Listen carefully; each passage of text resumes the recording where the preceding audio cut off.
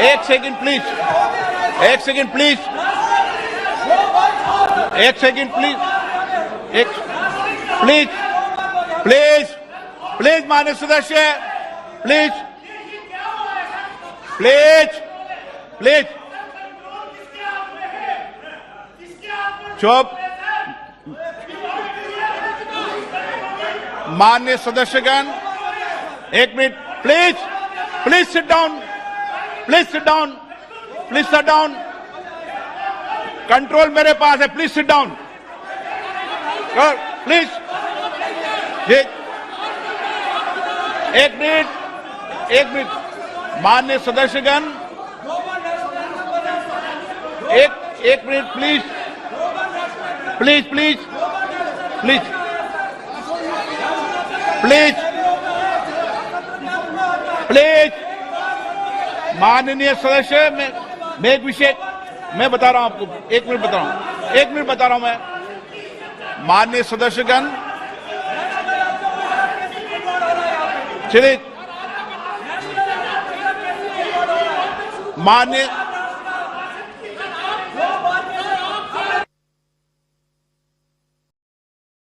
जो एक minute please please please please, हाँ प्लीज प्लीज बैठो, व्यवस्था दे रहा हूं, प्लीज बैठो, व्यवस्था दे रहा हूं मैं, प्लीज प्लीज बैठिए, व्यवस्था दे रहा हूं, प्लीज।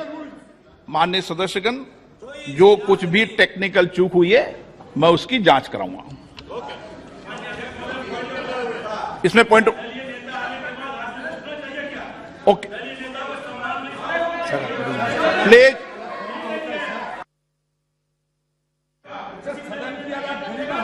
प्लीज। मैंने व्यवस्था दे दी है, इतनी बड़ी व्यवस्था दे दी है मैंने, चूक ना, जो टेक्निकल चूक हुई है उसको मैंने बता दिया ना, ये इलेक्ट्रॉनिक टेक्निक चूक है भाई, प्लीज ओके, प्लीज। अब क्या तरीका है? नो, माननीय सदस्य, मैंने सारी बात, एक मिनट, आप बैठिए, प्लीज बैठिए, प्लीज बैठिए, प्लीज बैठिए। मैंने पूर्व में भी कह दिया है, सारे विषय को मेरे संज्ञान में आपने ला दिया है। कभी टेक्निकल चूक हो जाती है, मैं सारे विषय की जांच कराऊंगा। Okay okay, please please please please please please. माननीय सदस्यगण, प्लीज बैठिए, माननीय प्लीज एक मिनट बैठिए, ये व्यवस्था ठीक नहीं है, आप बैठिए, बैठिए बैठिए, क्या बैठिए, बैठिए प्लीज, विषय आपको मौका देंगे, प्लीज ऐसे क्या। हाँ चलिए, प्लीज, कोई अपमान नहीं है, टेक्निकल चूक है, ओके, प्लीज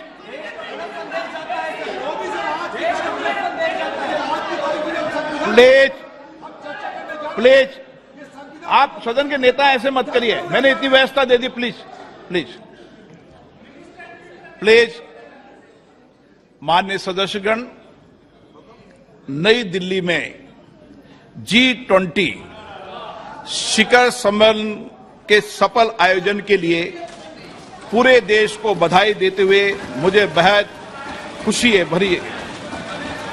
इस आयोजन की सफलता ने प्रत्येक भारतीय को गर्व से भर दिया है। इसने वैश्विक स्तर पर देश की नेतृत्व की क्षमता को एक नया आयाम दिया है। मैं इस आयोजन को आम जनों का आयोजन बना देने की माननीय प्रधानमंत्री जी के विजन की सराहना करता हूं।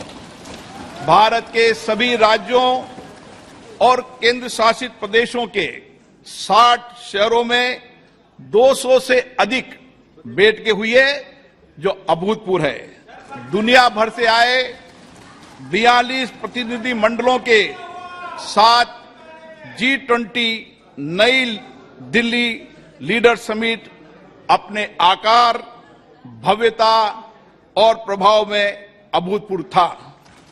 इससे विश्व को भारत की विविधता, लोकतांत्रिक शक्ति और प्रतिभा को देखने का अवसर मिला है।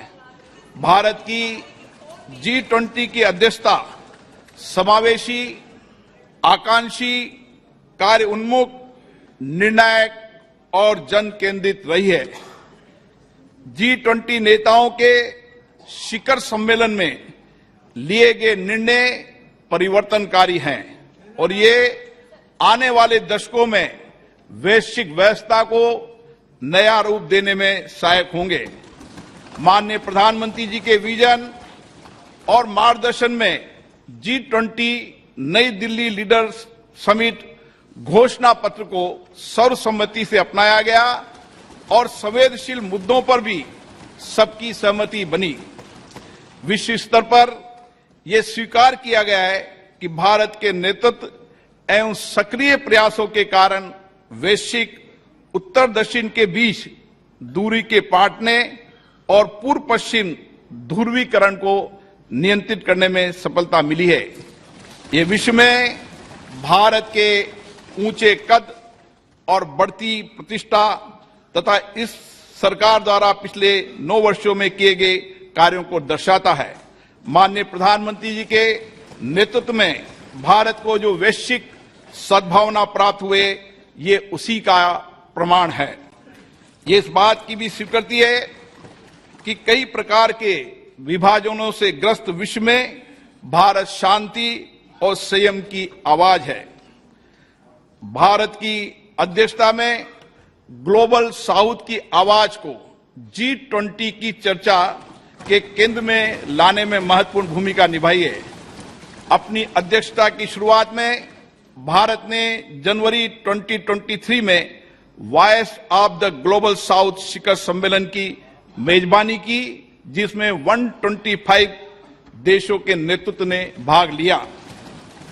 ग्लोबल साउथ के देशों की प्राथमिकताओं और अपेक्षाओं को G20 एजेंडे में शामिल किया गया। शिखर सम्मेलन की घोषणा में निर्धनता उन्मूलन, जलवायु वित्त, ऋण संबंधी समस्याओं से निपटने, खाद्य सुरक्षा, स्वास्थ्य सुरक्षा, डिजिटल बुनियादी ढांचे के विकास सहित विकासशील देशों के हितों से संबंधित विषयों को प्रमुखता दी गई। माननीय प्रधानमंत्री जी की पहल के कारण अफ्रीकी संघ को G20 के स्थायी सदस्य के रूप में स्वीकार करने का ऐतिहासिक निर्णय लिया गया। विश्व के शीर्ष नेतृत्व को राजघाट पर राष्ट्रपिता महात्मा गांधी को सम्मान देते देखना एक अद्भुत दृश्य था। उन सभी ने महात्मा गांधी द्वारा जी ने स्वयं अंतर्राष्ट्रीय संस्थानों में सुधार करने, उसमें समय के अनुसार बदलाव लाने का पुरजोर समर्थन किया। इस विभाजित विश्व में स्थिरता, वृद्धि और विकास सुनिश्चित करने के लिए वास्तविक बहुपक्षवाद के लिए यह महत्वपूर्ण है। माननीय सदस्यगण, G20 का दृष्टिकोण अर्थ केंद्रित न होकर अब व्यापक रूप से मानव केंद्रित हो गया है। सतत विकास लक्ष्यों को साकार करने, अंतर्राष्ट्रीय वित्तीय संस्थानों में सुधार करने, डिजिटल सार्वजनिक बुनियादी ढांचे की स्थापना करने, हरित विकास समझौतों को प्रोत्साहित करने, महिलाओं के नेतृत्व के विकास को प्रोत्साहित करने, डिजिटल स्वास्थ्य पर वैश्विक पहल करने, पारंपरिक चिकित्सा की भूमिका को मान्यता दिए जाने जैसे विषयों को प्राथमिकता दी गई, वह सराहनीय है। G20 शिखर सम्मेलन के प्रमुख परिणामों में अंतर्राष्ट्रीय अर्थव्यवस्थाओं को अधिक सक्रिय करना, विकास के लिए अधिक संसाधनों की उपलब्धता, पर्यटन का विस्तार, विश्व स्तर पर कार्य के अवसर, मोटे अनाज के उत्पादन और उपभोग के माध्यम से सुदृढ़ खाद्य सुरक्षा, कौशल की कमी और गतिशीलता की समस्या का समाधान करना, ग्लोबल वैल्यू चेन की मैपिंग, MSME की सहायता करना और जैव ईंधन के लिए प्रतिबद्धता शामिल है। इनका लाभ पूरे देश को प्राप्त होगा। शिखर सम्मेलन के दौरान भारत मध्य पूर्व यूरोप आर्थिक कॉरिडोर और वैश्विक जैव ईंधन गठबंधन का शुभारंभ अत्यंत महत्वपूर्ण है। इन पहलों से एक कनेक्टेड भविष्य की नींव रखी गई है, जिसमें आगे भी भारत की महत्वपूर्ण भूमिका बनी रहेगी। पर्यावरण समर्थन के लिए लाइफ संबंधी उच्च स्तरीय सिद्धांतों को अंगीकृत किए जाने और जलवायु संबंधी लक्ष्यों को पूरा करने के लिए जलवायु वित्त और निवेश में बड़े पैमाने पर वृद्धि की आवश्यकता को विकसित देशों द्वारा स्वीकार किए जाने से इस क्षेत्र में भारत का नेतृत्व स्पष्ट रूप से प्रदर्शित हुआ है। भारत की अध्यक्षता में महिलाओं और आपदा जोखिम को कम किए जाने के बारे में G20 कार्य समूह के गठन के साथ साथ स्टार्टअप पर एक नए G20 की स्थापना के रूप में नई उपलब्धि दर्ज की गई है। खाद्य सुरक्षा के संबंध में डेक्कन उच्च स्तरीय पहल, भूमि संबंधी पहल पर गांधीनगर रोड मैप, पर्यटन के विषय पर गोवा रोड मैप, नीली और महासागरीय अर्थव्यवस्था पर चेन्नई उच्च स्तरीय पहल और काशी सांस्कृतिक पथ से आने वाले समय में विभिन्न क्षेत्रों में विश्व का मार्गदर्शन होगा और हमारे देश गौरवान्वित होंगे।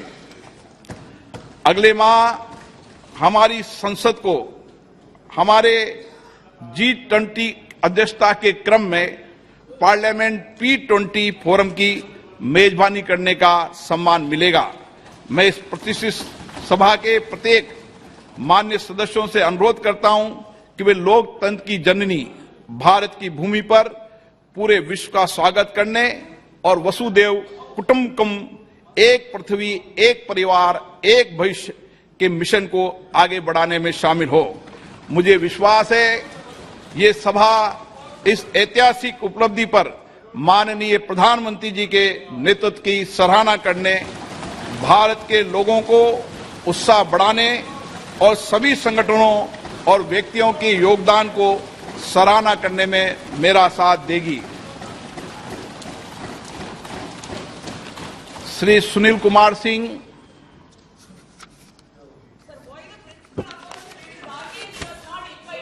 माननीय अध्यक्ष महोदय, मैं विशेषाधिकार समिति का छठा प्रतिवेदन हिंदी और अंग्रेजी संस्करण सभा पटल पर रखता हूं।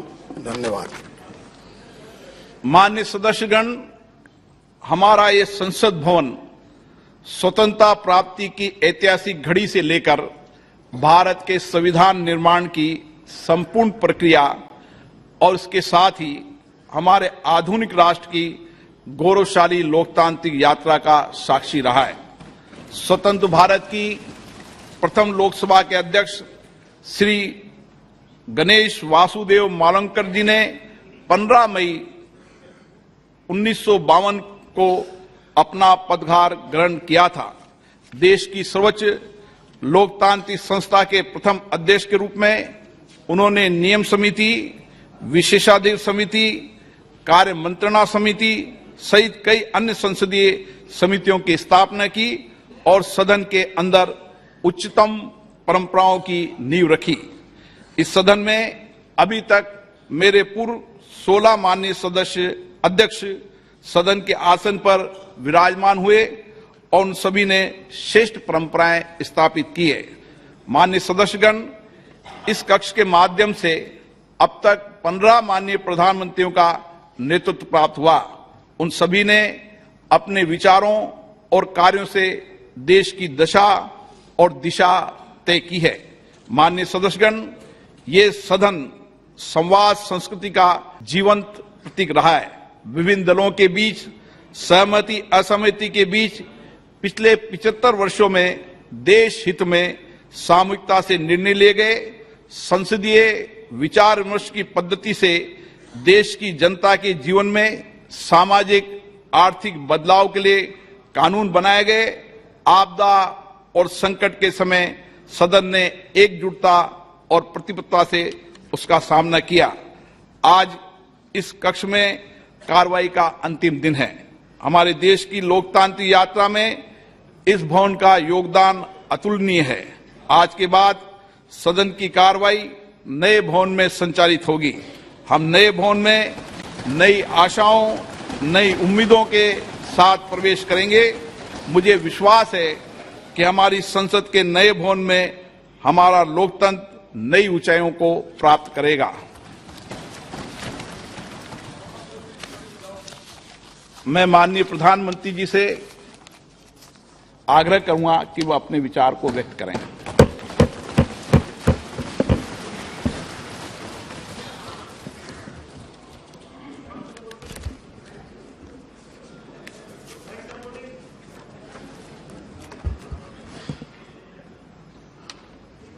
माननीय अध्यक्ष जी, देश की 75 वर्षों की संसदीय यात्रा, उसका एक बार पुनः स्मरण करने के लिए और नए सदन में जाने से पहले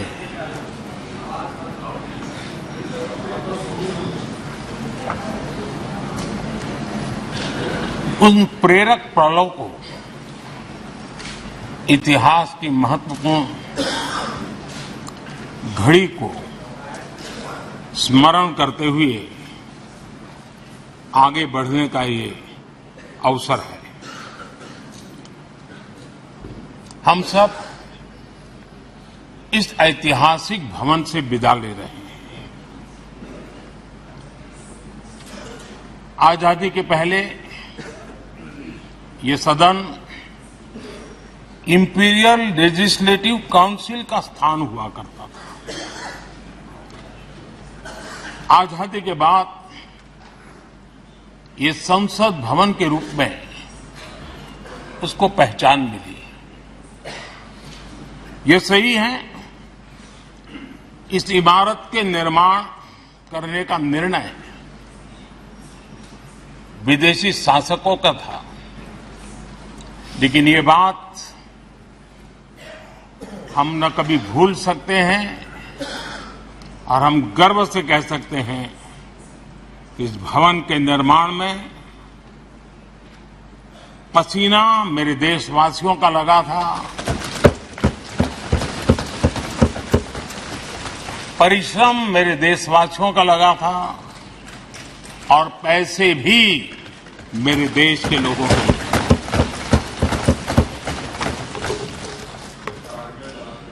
इस 75 वर्ष की हमारी यात्रा ने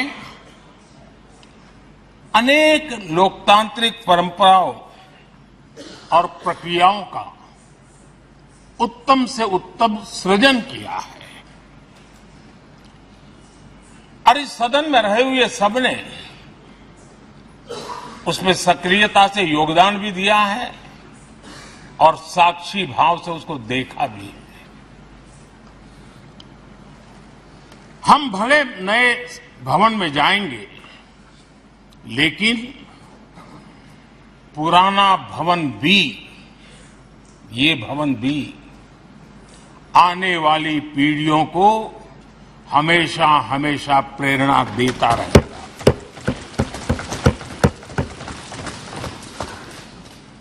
ये भारत के लोकतंत्र की स्वर्णिम यात्रा का एक महत्वपूर्ण अध्याय, जो सारी दुनिया को भारत की रगों में लोकतंत्र का सामर्थ्य कैसे है, इसका परिचित कराने का काम इस इमारत से होता रहेगा। आदरणीय अध्यक्ष जी, अमृतकाल की प्रथम प्रभा का प्रकाश राष्ट्र में एक नया विश्वास, नया आत्मविश्वास, नया उमंग, नए सपने, नए संकल्प और राष्ट्र का नया सामर्थ्य उससे भर रहा है। चारों तरफ आज भारतवासियों की उपलब्धि की चर्चा हो रही है और गौरव के साथ हो रही है। ये हमारे 75 साल के संसदीय इतिहास का एक सामूहिक प्रयास का परिणाम है, जिसके कारण विश्व में आज वो गूंज सुनाई दे रही है। आदरणीय अध्यक्ष जी, चंद्रयान 3 की सफलता न सिर्फ पूरा भारत, पूरा देश अभिभूत है और इसमें भारत के सामर्थ्य का एक नया रूप जो आधुनिकता से जुड़ा है, जो विज्ञान से जुड़ा है, जो टेक्नोलॉजी से जुड़ा है, जो हमारे वैज्ञानिकों के सामर्थ्य से जुड़ा है, जो 140 करोड़ देशवासियों के संकल्प की शक्ति से जुड़ा हुआ है, वो देश और दुनिया पर एक नया प्रभाव पैदा करने वाला है। ये सदन और इस सदन के माध्यम से मैं फिर एक बार देश के वैज्ञानिकों और उनके साथियों को कोटि कोटि बधाइयां देता हूं, उनका अभिनंदन करता हूं।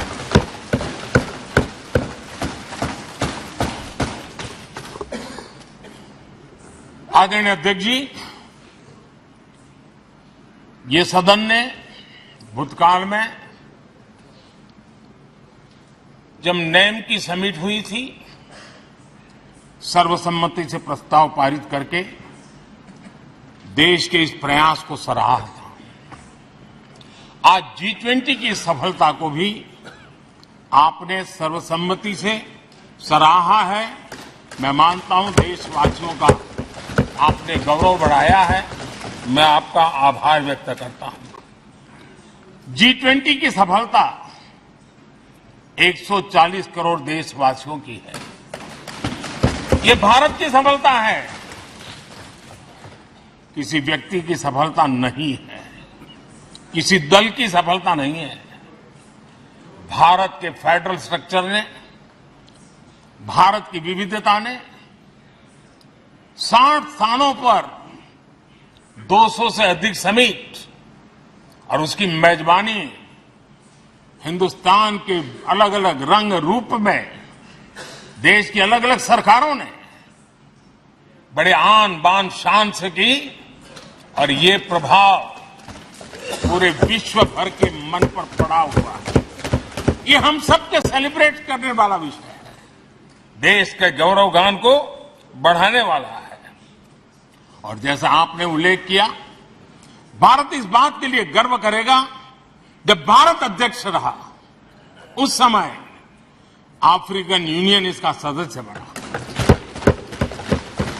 मैं उस इमोशनल पल को भूल नहीं सकता हूं जब अफ्रीकन यूनियन की घोषणा हुई और अफ्रीकन यूनियन के प्रेसिडेंट, उन्होंने एक इंटरव्यू में कहा कि मेरे जीवन में ऐसी पल थी, शायद मैं बोलते बोलते रो पड़ूंगा। आप कल्पना कर सकते हैं कि कितनी बड़ी अपेक्षा और आशाएं पूरी करने का काम भारत के भाग्य में आया।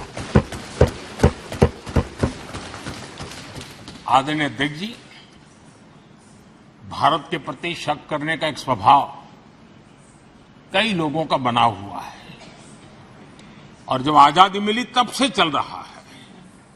इस बार भी यही था, कोई डिक्लेरेशन नहीं होगा, असंभव है। लेकिन ये भारत की ताकत है कि वह भी हुआ और विश्व सर्वसम्मति से एक साझा घोषणा पत्र लेकर के आगे का रोड मैप लेकर के यहां से प्रारंभ हुआ है। और अध्यक्ष जी, आपके नेतृत्व में, क्योंकि भारत की अध्यक्षता नवंबर के आखिरी दिन तक है, इसलिए अभी हमारे पास जो समय है उसका उपयोग हम करने वाले हैं और आपकी अध्यक्षता में दुनिया भर के ये जो G20 के सदस्य हैं, P20 पार्लियामेंट के स्पीकर्स की एक समिट जैसे आपने घोषणा की, सरकार का आपके इस प्रयासों को पूरा समर्थन रहेगा, पूरा सहयोग रहेगा। आदरणीय अध्यक्ष जी, हम सबके लिए गर्व की बात है कि आज भारत विश्व मित्र के रूप में अपनी जगह बना पाया है। पूरा विश्व भारत में अपना मित्र खोज रहा है। पूरा विश्व भारत की मित्रता को अनुभव कर रहा है और उसका मूल कारण है हमारे जो संस्कार है, वेद से विवेकानंद तक जो हमने पाया है। सबका साथ सबका विकास का मंत्र आज विश्व को हमें साथ लाने में जोड़ रहा है। आदरणीय अध्यक्ष जी, ये सदन से विदाई लेना एक बहुत ही भावुक पल है। परिवार भी अगर पुराना घर छोड़ करके नए घर जाता है तो बहुत सारी यादें कुछ पल के लिए उसको झकझोर देती है। और हम जब ये सदन को छोड़ के जा रहे हैं तो हमारा मन मस्तिष्क भी उन भावनाओं से भरा हुआ है, अनेक यादों से भरा हुआ है। खट्टे मीठे अनुभव भी रहे हैं, नोकझोंक भी रही है, कभी संघर्ष का माहौल भी रहा है और कभी इसी सदन में उत्सव और उमंग का माहौल भी रहा है। ये सारी स्मृतियां हमारे साथ हम सबकी साझी स्मृतियां हैं। ये हम सबकी साझी विरासत है और इसलिए इसका गौरव भी हम सबका साझा है।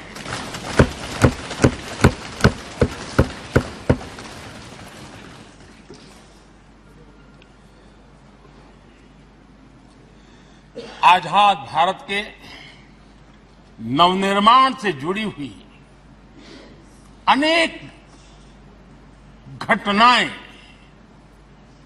इन 75 वर्ष में यही सदन में आकार लेती हुई हमने देखी है।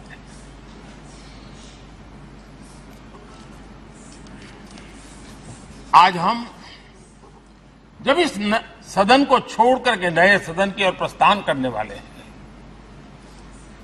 तब भारत के सामान्य मानवीय की भावनाओं को जहां जो आदर मिला है, सम्मान मिला है, उसकी अभिव्यक्ति का भी यह अवसर है। और इसलिए आदरणीय अध्यक्ष जी, मैं पहली बार जब संसद का सदस्य बना और पहली बार एक सांसद के रूप में इस भवन में मैंने प्रवेश किया तो सहज रूप से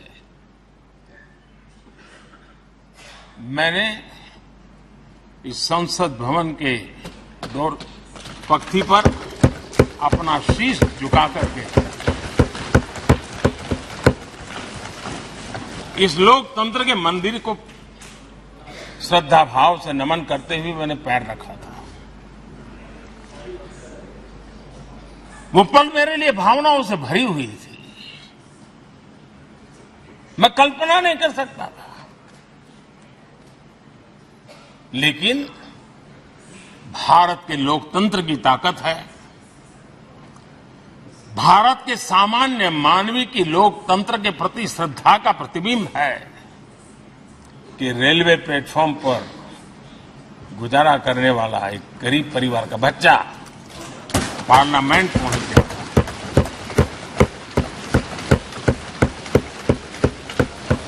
मैंने कभी कल्पना तक नहीं की कि देश मुझे इतना सम्मान देगा, इतना आशीर्वाद देगा, इतना प्यार देगा। सोचा नहीं था अध्यक्ष। आदरणीय अध्यक्ष जी, हम में से बहुत लोग हैं जो संसद भवन के अंदर जो चीजें लिखी गई उसको पढ़ते भी रहते हैं कभी कभी उसका उल्लेख भी करते हैं। हमारे यहाँ संसद भवन के प्रवेश द्वार पर एक छांदोग्य उपनिषद का एक वाक्य है, लोक द्वारम करके पूरा वाक्य है।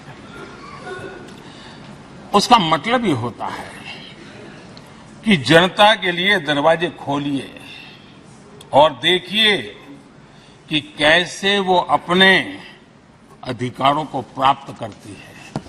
हमारे ऋषि मुनियों ने ये लिखा हुआ है, हमारे प्रवेश द्वार पर लिखा हुआ है। हम सब और हमारे पहले जो यहां रहे हैं वो भी इस सत्यता के साक्षी है। आदरणीय अध्यक्ष जी, समय रहते जैसे जैसे वक्त बदलता गया, यह हमारे सदन की संरचना भी निरंतर बदलती रही है और अधिक समावेशी बनती गई है। समाज के हर वर्ग का प्रतिनिधि विविधताओं से भरा हुआ इस सदन में नजर आता है। अनेक भाषाएं हैं, अनेक बोलियां, अनेक पहरवेश हैं, अनेक खानपान है। सदन के अंदर सब कुछ है और समाज के सभी तबके के लोग, चाहे वो सामाजिक रचना के हो, चाहे आर्थिक रचना के हो, चाहे गांव या शहर के हो, एक प्रकार से पूर्ण रूप से समावेशी वातावरण सदन में पूरी ताकत के साथ जन सामान्य की इच्छा आकांक्षाओं को प्रकट करता रहा है। दलित हो, पीड़ित हो, आदिवासी हो, पिछड़े हो, महिलाएं हो, हर एक का धीरे धीरे धीरे योगदान बढ़ता चला गया है। आदरणीय अध्यक्ष जी, प्रारंभ में महिलाओं की सदस्य संख्या कम थी, लेकिन धीरे धीरे माताओं बहनों ने भी इस सदन की गरिमा को बढ़ाया है। इस सदन के गरिमा में बहुत बड़ा बदलाव लाने में उनका योगदान रहा है। आदरणीय अध्यक्ष जी, प्रारंभ से अब तक एक मोटा मोटा हिसाब लगाता था, करीब करीब 7,500 से अधिक जनप्रतिनिधि दोनों सदनों में मिलाकर के योगदान दे चुके हैं। इतने सालों में 7,500 से करीब ज्यादा। इस कालखंड में करीब 600 महिला सांसदों ने भी इस सदन की गरिमा को बढ़ाया है, दोनों सदन की। और आदरणीय अध्यक्ष जी, आप जानते हैं कि इस सदन में आदरणीय इंद्रजीत गुप्ता जी 43 ईयर, अगर मेरी गलती नहीं हो तो 43 ईयर इस सदन में लंबा समय बैठ करके इस सदन के साक्षी बनने का उनको सौभाग्य मिला। और यही सदन है आदरणीय अध्यक्ष जी जहां शकीकुर रहमान जी 93 की एज में भी सदन में अपना योगदान देते रहे, जबकि उनकी उम्र 93। और आदरणीय अध्यक्ष जी, ये भारत के लोकतंत्र की ताकत है कि 25 साल की उम्र की चंद्रमणि मुर्मू इस सदन की सदस्य बनी थी। सिर्फ 25 साल की उम्र की, सबसे छोटी उम्र की सदस्य बनी थी। आदरणीय अध्यक्ष महोदय, वाद विवाद, कटाक्ष, ये सब कुछ हम सब ने अनुभव किया है, हम सब ने इनिशिएट भी किया है, कोई बात नहीं रही है। लेकिन उसके बावजूद भी शायद जो परिवार भाव हम लोगों के बीच में रहा है, हमारे पहले की पीढ़ियों में भी रहा है, जो लोग प्रचार माध्यमों से हमारे यहां का रूप देखते हैं और बाहर निकलते ही हमारा जो अपनापन होता है, परिवार भाव होता है, वो एक अलग ही ऊंचाई पर ले जाता है। और ये भी इस सदन की ताकत है। एक परिवार भाव और उसके साथ साथ हम कभी कड़वाहट पाल करके नहीं जाते हैं। हम उसी प्यार से सदन छोड़ने के कई वर्षों के बाद भी मिल जाए तो भी उस प्यार को कभी भूलते नहीं है, उस स्नेह भरे याद दिनों को भूलते नहीं है। वो मैं अनुभव कर सकता हूं। आदरणीय अध्यक्ष जी, हमारे पहले भी और वर्तमान भी हमने कई बार देखा है कि अनेक संकटों के बावजूद भी, अनेक असुविधाओं के बावजूद भी सांसद सदन में आए हैं और उन्होंने शारीरिक पीड़ा भी असह्य हो तो भी सदन में एक सांसद के रूप में, जनप्रतिनिधि के रूप में अपना कर्तव्य निभाया है। ऐसी अनेक घटनाएं आज हमारे सामने हैं। गंभीर गंभीर बीमारियों के बावजूद भी कोई व्हीलचेयर में आना पड़ा, किसी को डॉक्टरों को बाहर खड़े रख करके अंदर आना पड़ता, लेकिन सभी सांसदों ने कभी न कभी इस प्रकार से अपनी भूमिका निभाई। कोरोना काल हमारे सामने उदाहरण है। हर परिवार में रहता था कहीं बाहर जाए तो मौत को बुलावा न दे दे, उसके बावजूद भी हमारे माननीय सांसद दोनों सदन में कोरोना काल के इस संकट की घड़ी में भी सदन में आए, अपना कर्तव्य निभाया। हमने राष्ट्र का काम रुकने नहीं दिया। आवश्यकता पड़ी, डिस्टेंस रखना भी था और बार बार टेस्टिंग भी करना पड़ता था। सदन में आते थे लेकिन मास्क पहनना पड़ता था। बैठने की रचना भी अलग अलग की, समय भी बदले गए। हर चीज के साथ राष्ट्र का काम रुकना नहीं चाहिए, इस भाव से सभी सदस्यों ने इस सदन को अपने कर्तव्य का महत्वपूर्ण अंग माना, संसद को चलाए रखा। और मैंने देखा है कि इस सदन से इतना लगाव लोगों का रहता है कि पहले कभी हम देखते थे कोई 30 साल पहले सांसद रहा होगा, इस जगह का लगाव बन जाता है, एक आत्मीय भाव से जुड़ाव हो जाता है। और ऐसे बहुत से पुराने लोग हैं जो आते जाते में मन करता है जरा चलो एक चक्कर काटते। आज उनका जनप्रतिनिधि के नाते दायित्व तो नहीं है, लेकिन भूमि के प्रति उनका लगाव हो जाता है। ये सामर्थ्य होता है इस सदन का। आदरणीय अध्यक्ष महोदय, आजादी के बाद बहुत बड़े बड़े विद्वान लोगों ने बहुत आशंकाएं व्यक्त की थी, पता नहीं देश का क्या होगा, चल पाएगा कि नहीं चल पाएगा, एक रहेगा कि बिखर जाएगा, लोकतंत्र बना रहेगा नहीं, 50। लेकिन इस देश की संसद की ताकत है कि पूरे विश्व को गलत सिद्ध कर दिया और ये राष्ट्र पूरे सामर्थ्य के साथ आगे बढ़ता रहा। और इस विश्वास से कि हम भले आशंकाएं होंगी, घने काले बादल होंगे, लेकिन सफलता प्राप्त करते रहेंगे। और ये हम सब लोगों ने, हमारी पुरानी पीढ़ियों ने मिलकर के इस काम को करके दिखाया है, इसका गौरवगान करने का ये अवसर है। आदरणीय अध्यक्ष जी, इसी भवन में 2 साल 11 महीने तक संविधान सभा की बैठकें हुई और उसने देश के लिए एक मार्गदर्शक जो आज भी हमें चलाता है, हमारे संविधान दिया। और 26 नवंबर 1949 को जो संविधान हमें मिला वो 26 जनवरी 1950 को लागू हुआ। इन 75 वर्षों में सबसे बड़ा जो अचीवमेंट है वो ये है कि देश के सामान्य मानवी का इस संसद पर विश्वास बढ़ता ही गया है।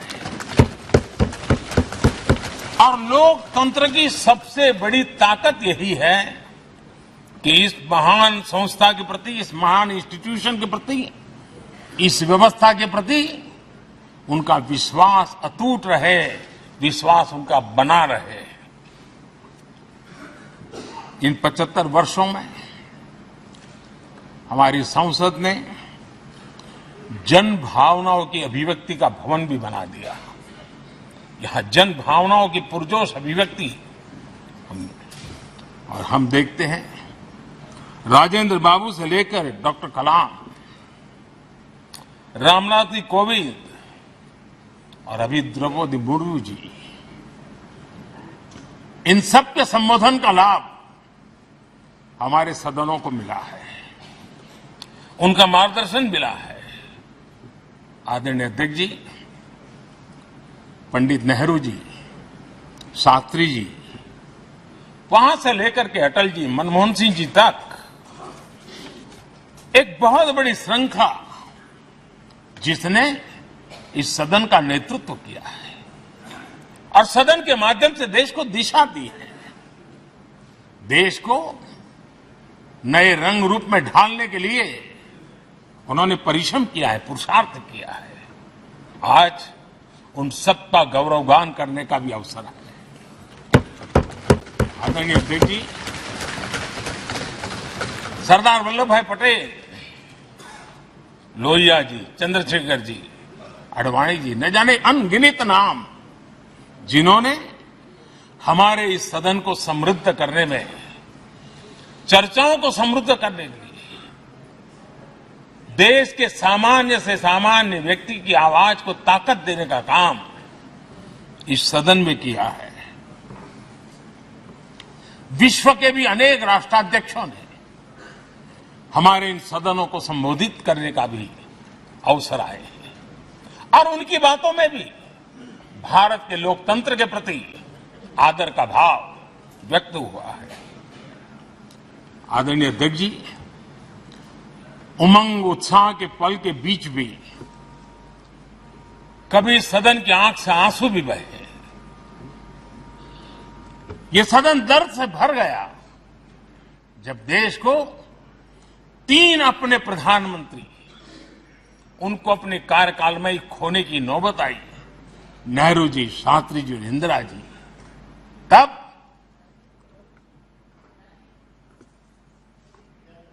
ये सदन अश्रुभीनी आंखों से उन्हें विदाई दे रहा था। आदरणीय अध्यक्ष जी, अनेक चुनौतियों के बावजूद भी हर स्पीकर ने, हर सभापति ने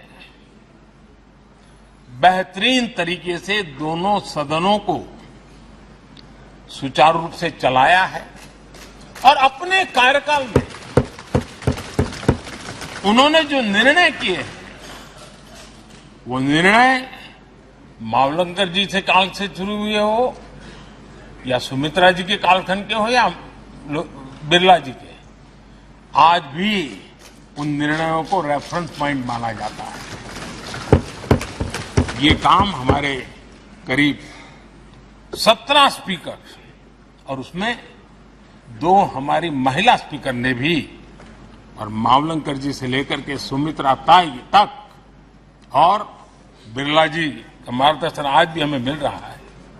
हर एक ने अपनी अपनी शैली रही है, लेकिन उन्होंने सबको साथ लेकर के नियमों कानूनों के बंधन में इस सदन को हमेशा ऊर्जावान बनाए रखा है। मैं आज उन सभी स्पीकर महोदय को भी आज वंदन करता हूं, अभिनंदन करता हूं। आदरणीय अध्यक्ष जी, ये सही है कि हम जनप्रतिनिधि अपनी अपनी भूमिका निभाते हैं, लेकिन सातत्यपूर्ण तरीके से हमारे बीच जो ये टोली बैठती है उनकी भी कई पीढ़ियां बदल गई है। कभी कागज लेके दौड़ के आते हैं, उनका भी योगदान कम नहीं है।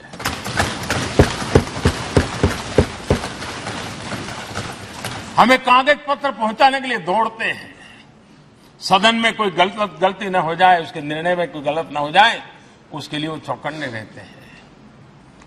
जो काम इनके द्वारा हुआ है, उसने भी सदन के क्वालिटी ऑफ गवर्नेंस में तेजी लाने में बहुत बड़ी मदद की है। मैं उन सभी साथियों का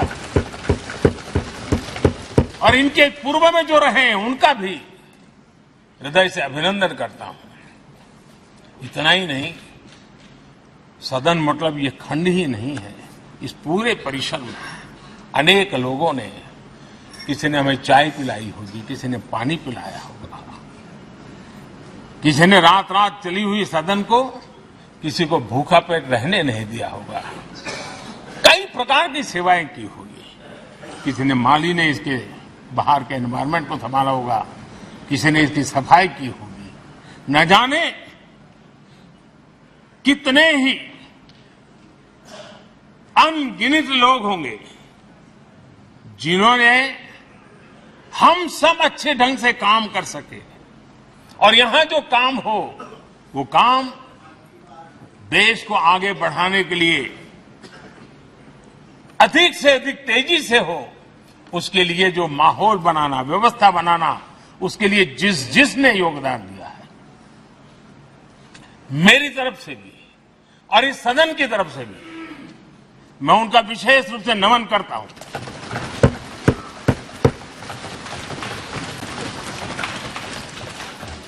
आदरणीय अध्यक्ष जी, लोकतंत्र का ये सदन, आतंकी हमला हुआ, पूरे विश्व में यह आतंकी हमला एक इमारत पर नहीं था, ये मदर ऑफ डेमोक्रेसी एक प्रकार से हमारी जीवात्मा पर यह हमला था। ये देश उस घटना को कभी भूल नहीं सकता है, लेकिन आतंकियों से लड़ते लड़ते सदन को बचाने के लिए और हर सदस्य को बचाने के लिए जिन्होंने अपने सीने पर गोलियां झेली, आज मैं उनको भी नमन करता हूं। हमारे बीच नहीं है, लेकिन उन्होंने बहुत बड़ी रक्षा की है। आदरणीय अध्यक्ष जी, जब आज हम इस सदन को छोड़ रहे हैं, तब मैं उन पत्रकार मित्रों को भी याद करना चाहता हूं जिन्होंने जीवन में, कुछ लोग तो ऐसे हैं जिन्होंने पूरा जीवन अपने कार्यकाल में संसद के काम को ही उन्होंने रिपोर्ट किया है। एक प्रकार से वो जीवंत साक्षी रहे हैं। उन्होंने यहां की पल पल की जानकारी देश तक पहुंचाई, और तब तो ये सारा टेक्नोलॉजी अवेलेबल नहीं थी। तब वही लोग थे जो यहां की बात पहुंचाते थे, और उनका सामर्थ्य था वो अंदर की भी पहुंचाते थे और अंदर की भी पहुंचाते थे।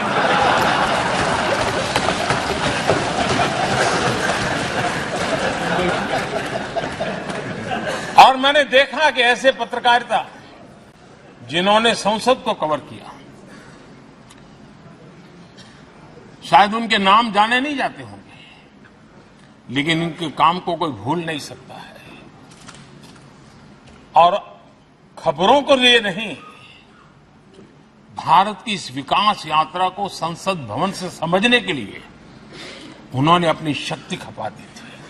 आज भी पुराने जो पत्रकार मित्र मिल जाते हैं और जिन्होंने कभी संसद को कवर किया हो, तो ऐसी अननोन चीजें बताते हैं जो उन्होंने अपनी आंखों से देखी होती है, कान से सुनी होती है, जो अचरज करने वाली होती है। यानी एक प्रकार से जैसी ताकत यहां की दीवारों की रही है, वैसा ही दर्पण उनकी कलम में रहा है, और उस कलम ने देश के अंदर संसद के प्रति, संसद सदस्यों के प्रति एक अहोभाव का भाव जगाया है।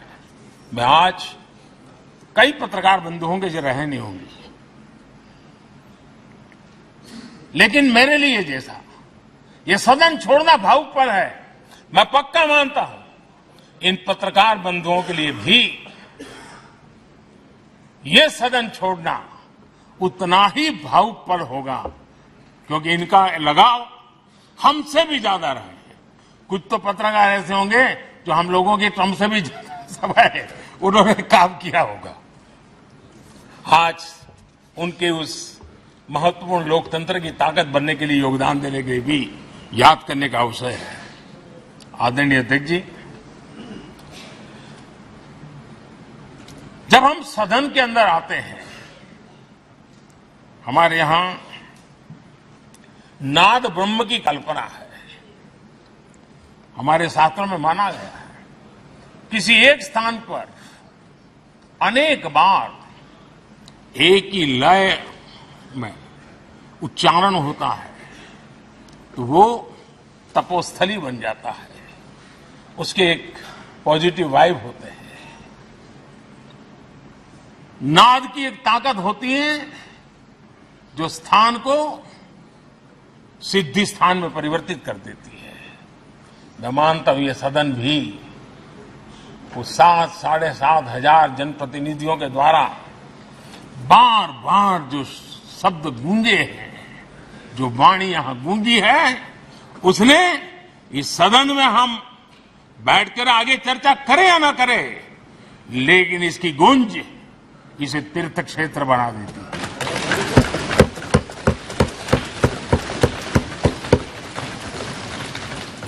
एक जागृत जगह बन जाती है और लोकतंत्र की प्रति श्रद्धा रखने वाला व्यक्ति आज से 50 साल के बाद भी जब यहां देखने के लिए भी आएगा तो उसे उस गूंज की अनुभूति होगी कि कभी भारत की आत्मा की आवाज यहां पर गूंजती थी। और इसलिए अध्यक्ष महोदय, ये वो सदन है जहां कभी भगत सिंह, बटुकेश्वर दत्त, उन्होंने अपनी वीरता सामर्थ्य से अंग्रेज सल्तनत को जगा दिया था बम का धमाका कर। वो बम की गूंज भी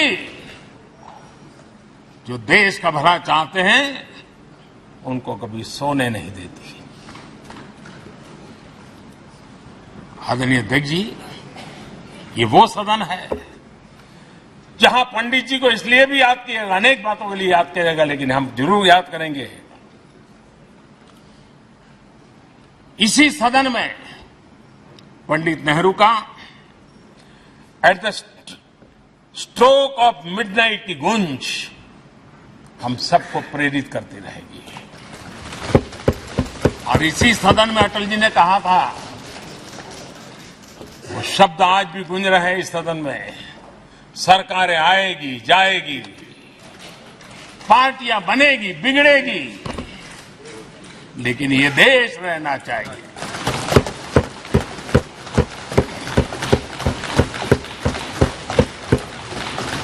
आदरणीय अध्यक्ष जी, पंडित नेहरू की जो प्रारंभिक मंत्री परिषद थी, बाबा साहब आम्बेडकर जी एक मंत्री के रूप में दुनिया की बेस्ट प्रैक्टिसेस भारत में लाने पर बहुत जोर दिया करते थे। फैक्ट्री कानून में अंतर्राष्ट्रीय सुझावों को शामिल करने पर बाबा साहब सर्वाधिक आग्रही रहे थे और उसका परिणाम आज देश को लाभ मिल रहा है। बाबा साहब आम्बेडकर ने देश को नेहरू जी की सरकार में वाटर पॉलिसी दी थी और उस वाटर पॉलिसी बनाने में बाबा साहब आम्बेडकर की बहुत बड़ी भूमिका रही थी। आदरणीय अध्यक्ष जी, हमें जानते हैं कि भारत में बाबा साहब आम्बेडकर एक बात हमेशा कहते थे कि भारत में सामाजिक न्याय के लिए भारत का औद्योगिकरण होना बहुत जरूरी है, क्योंकि देश के दलित पिछड़ों के पास जमीन ही नहीं है, वो क्या करेगा? औद्योगिकरण होना चाहिए। और बाबा साहब इस बात को मान करके डॉक्टर श्यामा प्रसाद मुखर्जी जो पंडित नेहरू के मंत्री थे, उन्होंने इस देश में और पहले वाणिज्य मंत्री के रूप में और उद्योग मंत्री के रूप में उन्होंने इंडस्ट्री पॉलिसी इस देश में लाई थी आज भी कितनी ही इंडस्ट्री पॉलिसी बने, लेकिन उसकी आत्मा वही होती है जो पहली सरकार के थी, और उनका भी बहुत बड़ा अहम योगदान रहा था। आदरणीय अध्यक्ष जी, लाल बहादुर शास्त्री जी ने 65 के युद्ध में हमारे देश के जवानों में का हौसला बुलंद करना, उनके सामर्थ्य के लिए को पूरी तरह राष्ट्र में झोंक देने की प्रेरणा इसी सदन में से दी थी लाल बहादुर शास्त्री का। और यहीं पर उन्होंने ग्रीन रिवॉल्यूशन के लिए एक मजबूत नींव लाल बहादुर शास्त्री जी ने रखी थी। आदरणीय अध्यक्ष जी, बांग्लादेश की मुक्ति का आंदोलन और उसका समर्थन भी इसी सदन ने इंदिरा गांधी के नेतृत्व में किया था। इसी सदन ने इमरजेंसी में लोकतंत्र पर होता हुआ हमला भी देखा था, और इसी सदन ने भारत के लोगों की ताकत को एहसास कराते हुए मजबूत लोकतंत्र की वापसी भी इसी सदन ने देखी थी। वो राष्ट्रीय संकल्प भी देखा था, ये सामर्थ्य भी देखा था। आदरणीय अध्यक्ष जी, ये सदन इस बात का हमेशा ऋणी रहेगा, क्योंकि इसी सदन में हमारे पूर्व प्रधानमंत्री चरण सिंह जी ने ग्रामीण मंत्रालय का गठन किया था, रूरल डेवलपमेंट मिनिस्ट्री। इसी सदन में मतदान की उम्र 21 से 18 करने का निर्णय हुआ था, और देश की युवा पीढ़ी को इसका योगदान देने के लिए प्रेरित किया गया, उत्साहित किया गया था। हमारे देश ने गठबंधनों की सरकारें देखी, पीपी सिंह जी हो, चंद्रशेखर जी, और बाद में एक सिलसिला चला। लंबे अरसे से दिशा में देश जा रहा था, आर्थिक नीतियों के बोझ तले देश दबा हुआ था, लेकिन नरसिम्हा राव की सरकार थी जिन्होंने हिम्मत के साथ पुरानी आर्थिक नीतियों को छोड़ करके नई राह पकड़ने का फैसला किया था, जिसके आज देश को परिणाम मिलते हैं। अटल बिहारी वाजपेयी जी का सरकार भी हमने इसी सदन ने देखी, सर्व शिक्षा अभियान देश में आज वो महत्वपूर्ण बन गया है। आदिवासी कार्यालय मंत्रालय अटल जी ने बनाया, नॉर्थ ईस्ट का मंत्रालय अटल जी ने बनाया, न्यूक्लियर टेस्ट भारत के सामर्थ्य का परिचायक बन गया। और इसी सदन में मनमोहन जी की सरकार कैश फॉर वोट को भी, उस कांड को भी सदन ने देखा है। आदरणीय अध्यक्ष जी, सबका साथ सबका विकास का मंत्र, अनेक ऐतिहासिक निर्णय, दशकों से लंबित विषय, उनका स्थायी समाधान भी इसी सदन में हुआ। आर्टिकल 370, ये सदन हमेशा हमेशा गर्व के साथ कहेगा कि सदन के कारण one nation one tax, one nation one tax, GST का निर्णय भी इसी सदन ने किया। One rank one pension, OROP, ये भी इसी सदन ने देखा। गरीबों के लिए 10% आरक्षण कोई विवाद के बिना पहली बार देश में करने में सफल रहे। आदरणीय अध्यक्ष जी, भारत के लोकतंत्र में तमाम उतार चढ़ाव हमने देखे, और ये सदन लोकतंत्र की ताकत है, लोकतंत्र की ताकत की साक्षी है, जन विश्वास का एक केंद्र बिंदु रहा है। इस सदन की विशेषता देखिए, और दुनिया के लोगों का आज भी ऐतराज होता है, यह सदन है जिसमें कभी 4 सांसद वाली पार्टी सत्ता में होती थी और 100 सदस्य वाली पार्टी विपक्ष में बैठती थी। ये भी सामर्थ्य इस सदन के लोकतंत्र की ताकत का परिचय कराता है, और यही सदन है जिसमें एक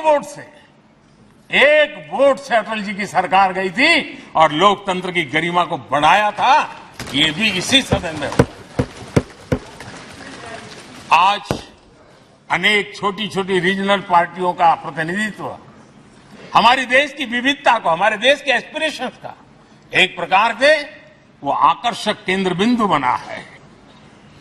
आदरणीय अध्यक्ष जी, इस देश में 2 प्रधानमंत्री ऐसे रहे, मोरारजी भाई वीपी सिंह एक प्रकार से कांग्रेस में जीवन खपाया था, लेकिन एंटी कांग्रेस गवर्नमेंट का नेतृत्व कर रहे थे। ये भी इसकी विशेषता थी। और हमारे नरसिम्हा राव जी, वो तो बिस्तरा गोल करके घर जाने की तैयारी कर रहे थे, निवृत्ति की घोषणा कर चुके थे, लेकिन यही लोकतंत्र की ताकत देखिए, सदन की ताकत देखिए, वो प्रधानमंत्री के रूप में 5 साल हमारी सेवा कर।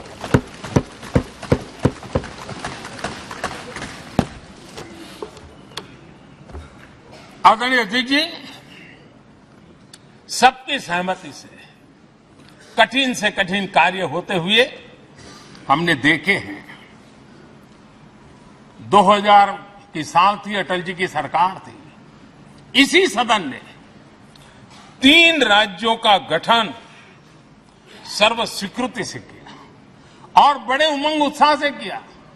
जब छत्तीसगढ़ की रचना हुई तो उत्सव छत्तीसगढ़ ने भी मनाया, उत्सव मध्य प्रदेश ने भी मनाया। जब उत्तराखंड की रचना हुई तो उत्सव उत्तराखंड ने भी मनाया, उत्सव उत्तर प्रदेश ने भी मनाया। जब झारखंड की रचना हुई तो उत्सव झारखंड ने भी मनाया, उत्सव बिहार ने भी बताया। ये हमारे सदन का सामर्थ्य, सब सहमति का वातावरण बना करके। लेकिन कुछ कड़वी यादें वो भी हैं कि तेलंगाना के हक को दबोचने के लिए भारी प्रयास हुए, खून की नदियां भी बही, और बनने के बाद न तेलंगाना उत्सव मना पाया, न आंध्र उत्सव मना पाया। एक कटुता के बीज बो दिए गए। अच्छा होता उसी उमंग और उत्साह के साथ हम तेलंगाना का निर्माण करते तो एक नई ऊंचाई पर आज तेलंगाना पहुंच चुका होता। आदरणीय अध्यक्ष जी, संविधान सभा ने, आदरणीय अध्यक्ष जी, इस सदन की परंपरा रही है। संविधान सभा ने उस समय अपना दैनिक भत्ता 45 रुपये से कम करके 40 कर दिया था। उनको लगा हमें इसको कम करना चाहिए।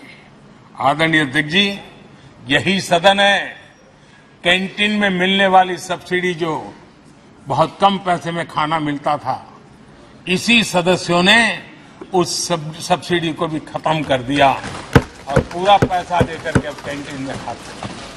आदरणीय अध्यक्ष जी, कोरोना काल में जब जरूरत पड़ी तो यही सांसद जिन्होंने एमपी लेड फंड को छोड़ दिया और देश को इस संकट की घड़ी में मदद करने के लिए आगे आए। इतना ही नहीं, कोरोना काल में इसी सदन के सांसदों ने अपने तनख्वाह में 30% कटौती की और उन्होंने देश के सामने आए हुए संकट में अपनी बहुत बड़ी जिम्मेवारी निभाई। आदरणीय अध्यक्ष जी, हम गर्व से कह सकते हैं, ये सदन में बैठे हुए लोग भी कह सकते हैं, हमारे पूर्वज जो सदन में बैठे थे वो भी कह सकते हैं कि हम ही लोग हैं जिन्होंने हम पर डिसिप्लिन लाने के लिए हमारे यहां जनप्रतिनिधित्व कानून में समय समय पर कठोरता बरती। नियम हमने ही लादे, हमने ही तय किया कि नहीं, जनप्रतिनिधि के जीवन में ये नहीं हो सकता। मैं मानता हूं ये जीवंत लोकतंत्र का बहुत बड़ा उदाहरण है और ये सदन ने दिया है, यही माननीय सांसदों ने दिया है और हमारी पुरानी पीढ़ी के सांसदों ने दिया है। और मैं मानता हूं कि कभी कभी उन चीजों को भी याद करना चाहिए। आदरणीय अध्यक्ष जी, हम जो वर्तमान सांसद हैं उनके लिए तो ये विशेष सौभाग्य का अवसर है। सौभाग्य का अवसर इसलिए है कि हमें इतिहास और भविष्य दोनों की कड़ी बनने का अवसर मिलता है।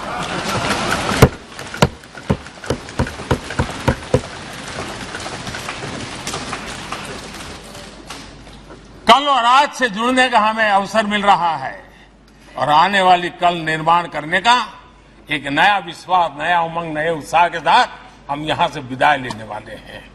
आदरणीय अध्यक्ष महोदय, आज का दिवस सिर्फ और सिर्फ इस सदन के सभी 7,500 जनप्रतिनिधि रह चुके हैं, उनके गौरवगान का पल है। इन दीवारों से हमने जो प्रेरणा पाई है, जो नया विश्वास पाया है, उसको लेकर जाने का है। बहुत सी बातें ऐसी थी जो सदन में हर किसी की ताली की हकदार थी, लेकिन शायद राजनीति उसमें भी आड़े आ रही है। नेहरू जी के योगदान का गौरवगान अगर इस सदन में होता है, कौन सदस्य होगा जिसको ताली बजाने का मन न करे। लेकिन उसके बावजूद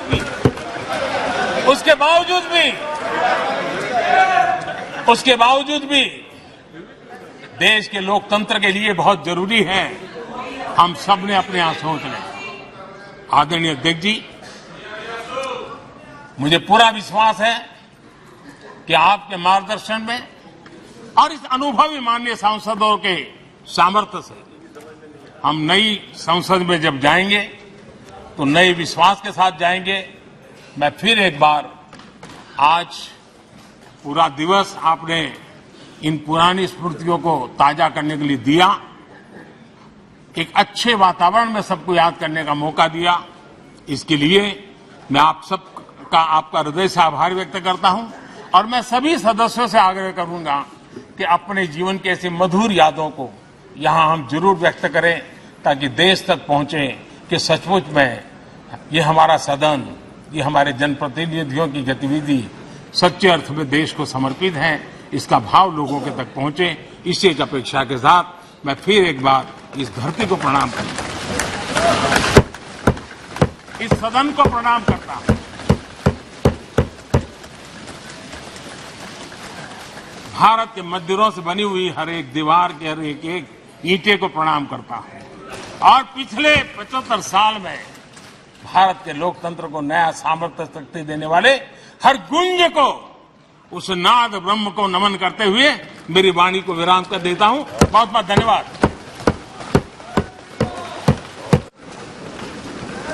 माननीय सदस्यगण, माननीय प्रधानमंत्री जी ने इस सदन की सीख, अनुभव, यहाँ की प्रेरणा, यहाँ की गूंज के बारे में व्यक्त किया है। मैं ये अपेक्षा करूंगा कि आज का दिन इसी तरीके से सकारात्मक वातावरण में हम चर्चा करें, सकारात्मक विषय रखें और जो कुछ भी यहाँ से सीखा है, हमारे पूर्वजों ने जो कुछ भी इस देश को, लोकतंत्र को दिया है, उसके बारे में सकारात्मक विचार रखें। आप सभी को बहुत बहुत धन्यवाद। अधीर रंजन चौधरी जी। प्रधानमंत्री को रहना चाहिए था, प्रधानमंत्री को उपस्थित रहना चाहिए था, हमारी बात भी सुन ले। ये क्या मर्यादा रही? I'm just coming. सर,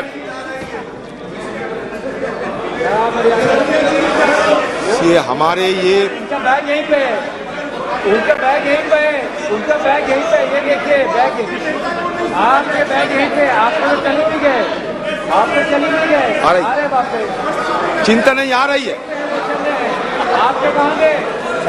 बहुत लंबी भाषण के, अरे आ रहे भाई, आप कहाँ जा रहे?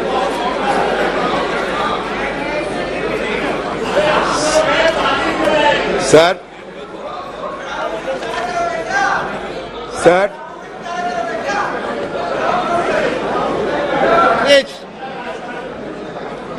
Please.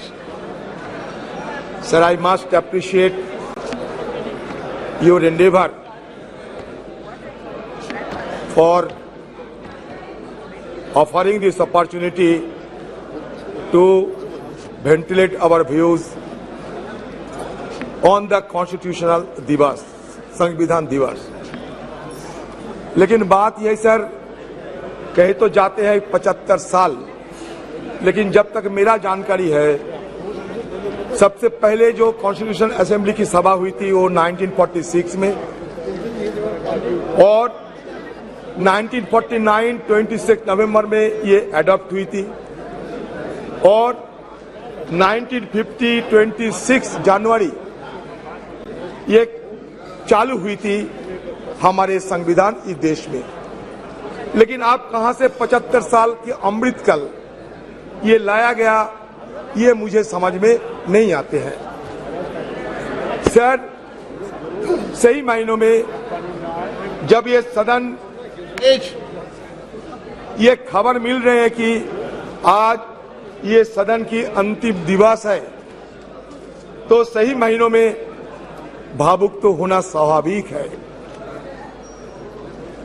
कितने सारे विद्वजनों ने, ज्ञानियों ने, पंडितों ने और देश प्रेमी ने हमारे ये सदन, उसके साथ साथ हमारा संविधान और ये देश की लोकतंत्र की रक्षा करने के लिए न जाने कितने योगदान किए होंगे।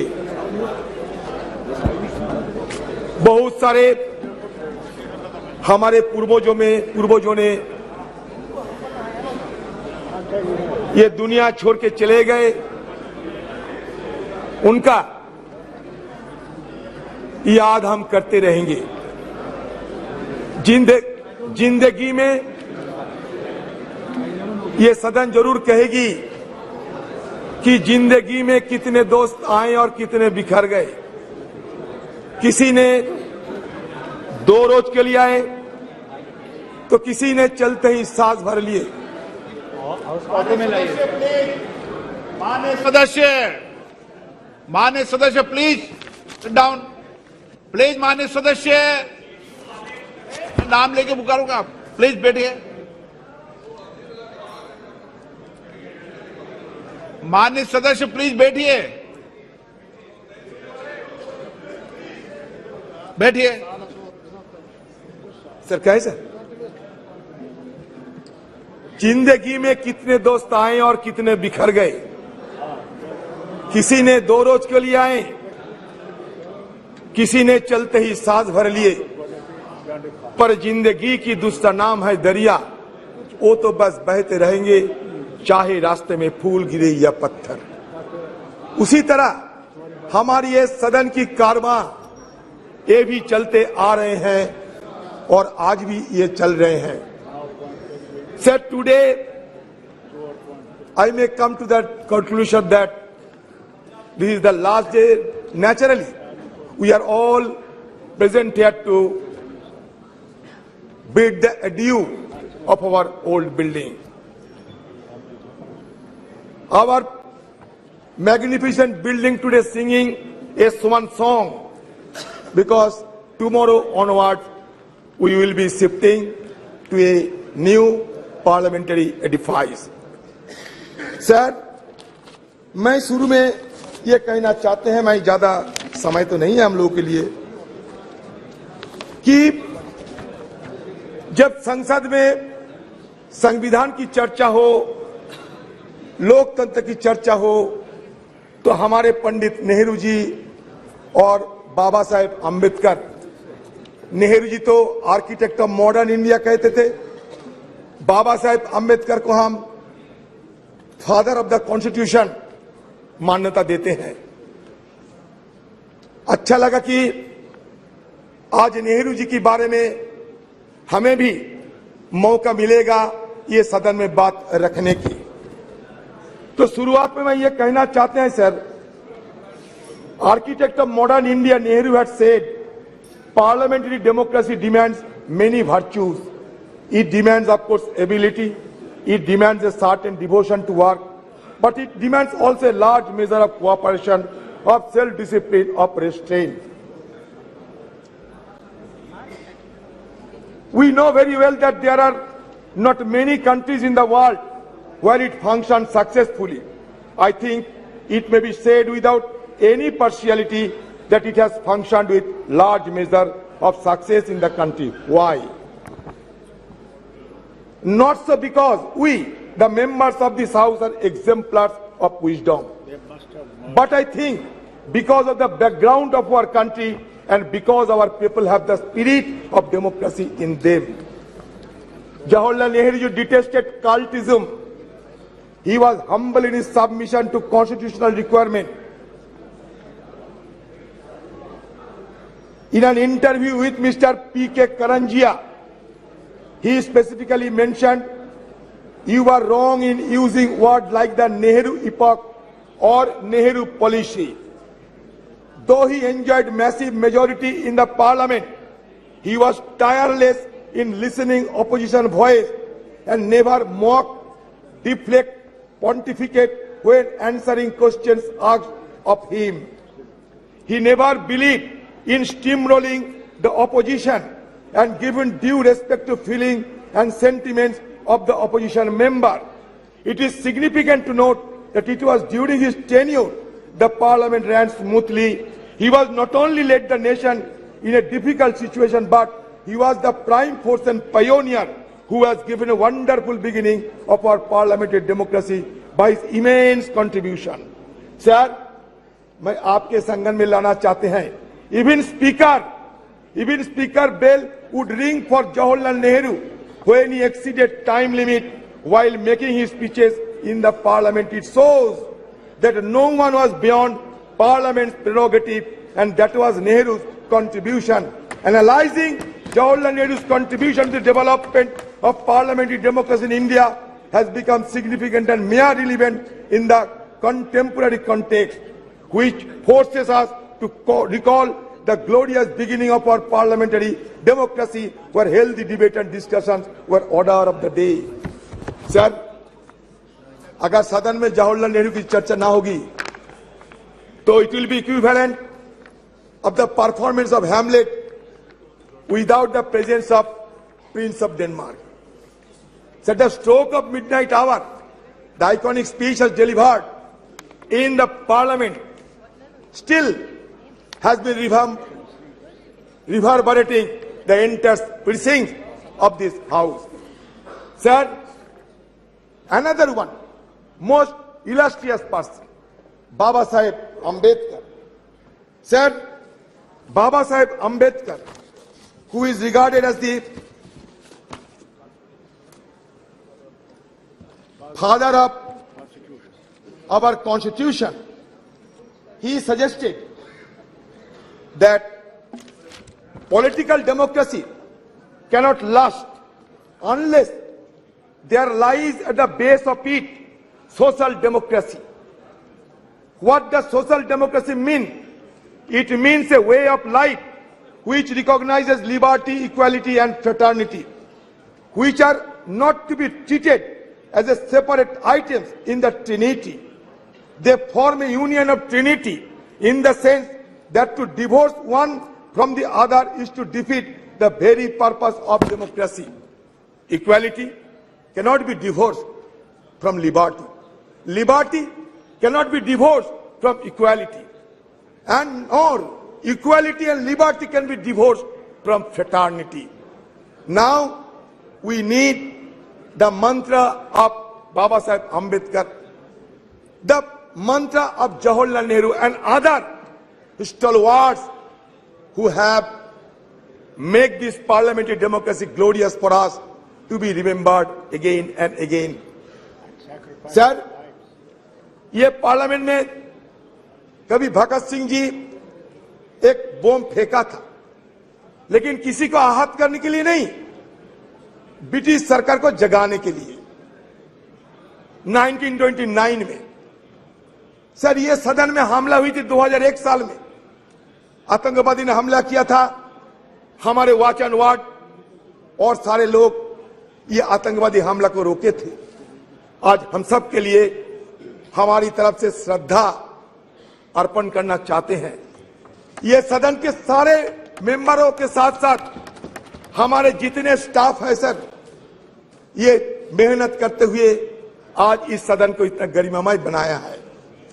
सर, आप सुन के चौंक जाओगे सर, जब पंडित जवाहरलाल नेहरू ने हिंदुस्तान की ये प्राइम मिनिस्टरशिप को संभाला, ये देश को अगुवाई करने के लिए तैयार हुई, तब हिंदुस्तान की हालत क्या थी जानते हैं सर?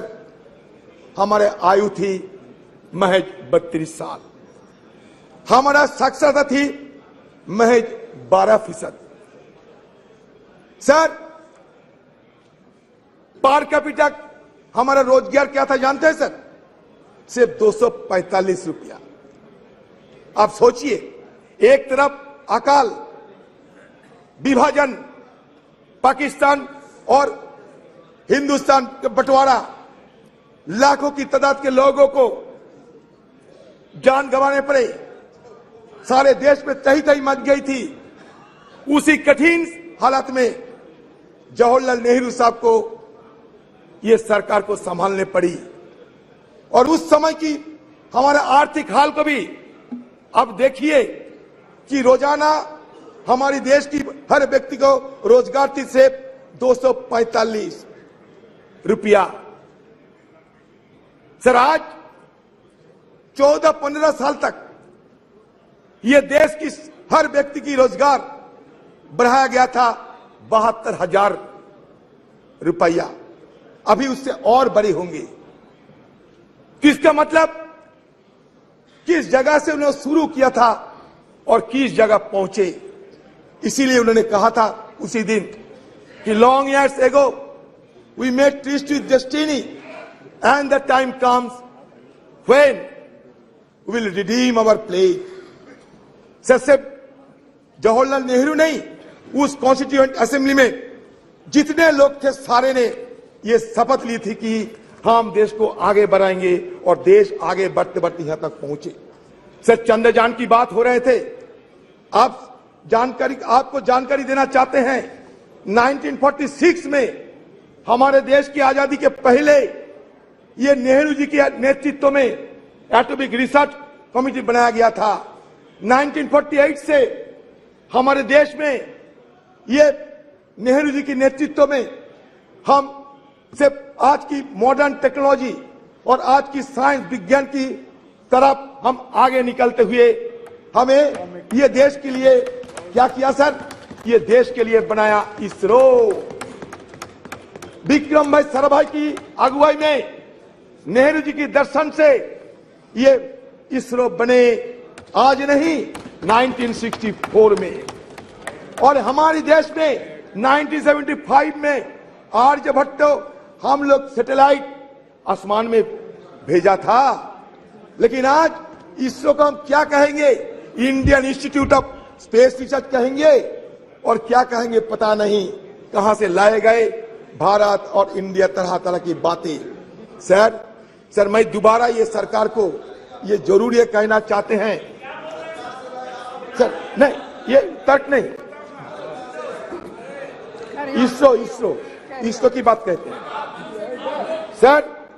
सर आपको संगठन में ये भी लेना चाहते हैं सर आपकी संगठन में ये भी लेना चाहते हैं कि on the eve of independence the constituent assembly met at 11 PM with president Rajendra Prasad in the chair. Sucheta Kripalani, a member from Uttar Pradesh, sang the first verse of Bande Mataram to mark the opening of special session. Prime Minister Jawaharlal Nehru delivered his famous Trees to Destiny speech. Sir, Speaker Mabalankar announced, sir, सुन लीजिए sir, Speaker Mabalankar announced the death of Mahatma Gandhi at a sitting of the Lok Sabha on February 2, 1948. उन्होंने क्या कहा था जानते हैं? We are meeting today under the shadow of double calamity. The sad demise of the tallest man of our age who has led us from slavery to independence and reappearance of the cult of political violence in our country. Mabalankar said a glory that was said by Mabalankar ji. What Nehru ji uttered, a glory has departed and the sun that warmed and brightened our life has set and we shiver in the cold and dark. Sir सदन में चर्चा होगा, वो भी स्वतंत्र की मुद्दे पे, हमारे कॉन्स्टिट्यूशन की मुद्दे पे, और महात्मा गांधी जी के नाम की जिक्र नहीं होने से तो अच्छा नहीं लगता है सर हमें वाजपेयी जी को भी बहुत श्रद्धा करते थे, अभी भी करते हैं सर। उन्होंने दिखाया ताकत। 1974 में इंदिरा जी पोखरान में एटॉमिक एक्सप्लोजन किए थे सर। उस समय से विदेशों की ताकतों ने हमें कमजोर करने के लिए हर संभव प्रयास की, लेकिन अटल जी रुके नहीं। नरसिम्हा राव के जमाने में भी ये न्यूक्लियर एक्सप्लोजन करने के लिए सोचा गए थे, लेकिन इसको साकार किया अटल बिहारी वाजपेयी जी ने, और उसके साथ साथ ये भी संदेश दिया देश सारे दुनिया को कि नो फास्ट यूज पॉलिसी हम अपना रहे हैं। सर, उसके पहले हमारे खिलाफ सारे पाबंदी लगाए रहे थे, उसको हटाने के काम किसने किया था? हमारे मनमोहन सिंह जी, जिसको कहते थे कि मौन रहते हैं, उन्होंने मौन नहीं रही। जब G20 की सम्मेलन हुआ करते थे उस समय भी उन्होंने कहा ये अच्छा है हमारे देश के लिए। वो मौन नहीं थी, लेकिन बात कम करते थे और काम ज्यादा करते थी, फर्क यही है। Sir, Indo US nuclear deal किसकी अगुवाई में हुई बताइए? सर, इसी सदन में इस चेयर में बैठा होते हुए सोमनाथ चटर्जी साहब देश के लिए वो इंडो यूएस न्यूक्लियर डील को समर्थन किया और अपने पार्टी को नकार दिए थे। तो ये उदाहरण है। तो ये इंडो यूएस न्यूक्लियर डील अगर नहीं होते तो आज अमेरिका देश हमारे साथ इतना जुड़ाव ना दिखाते। ये भी हमें विचार करना पड़ेगा। सर, हमारे इस पार्लियामेंट में क्या क्या हुई सर, छोटा सा मैं ब्यौरा देना चाहते हैं सर देखिए,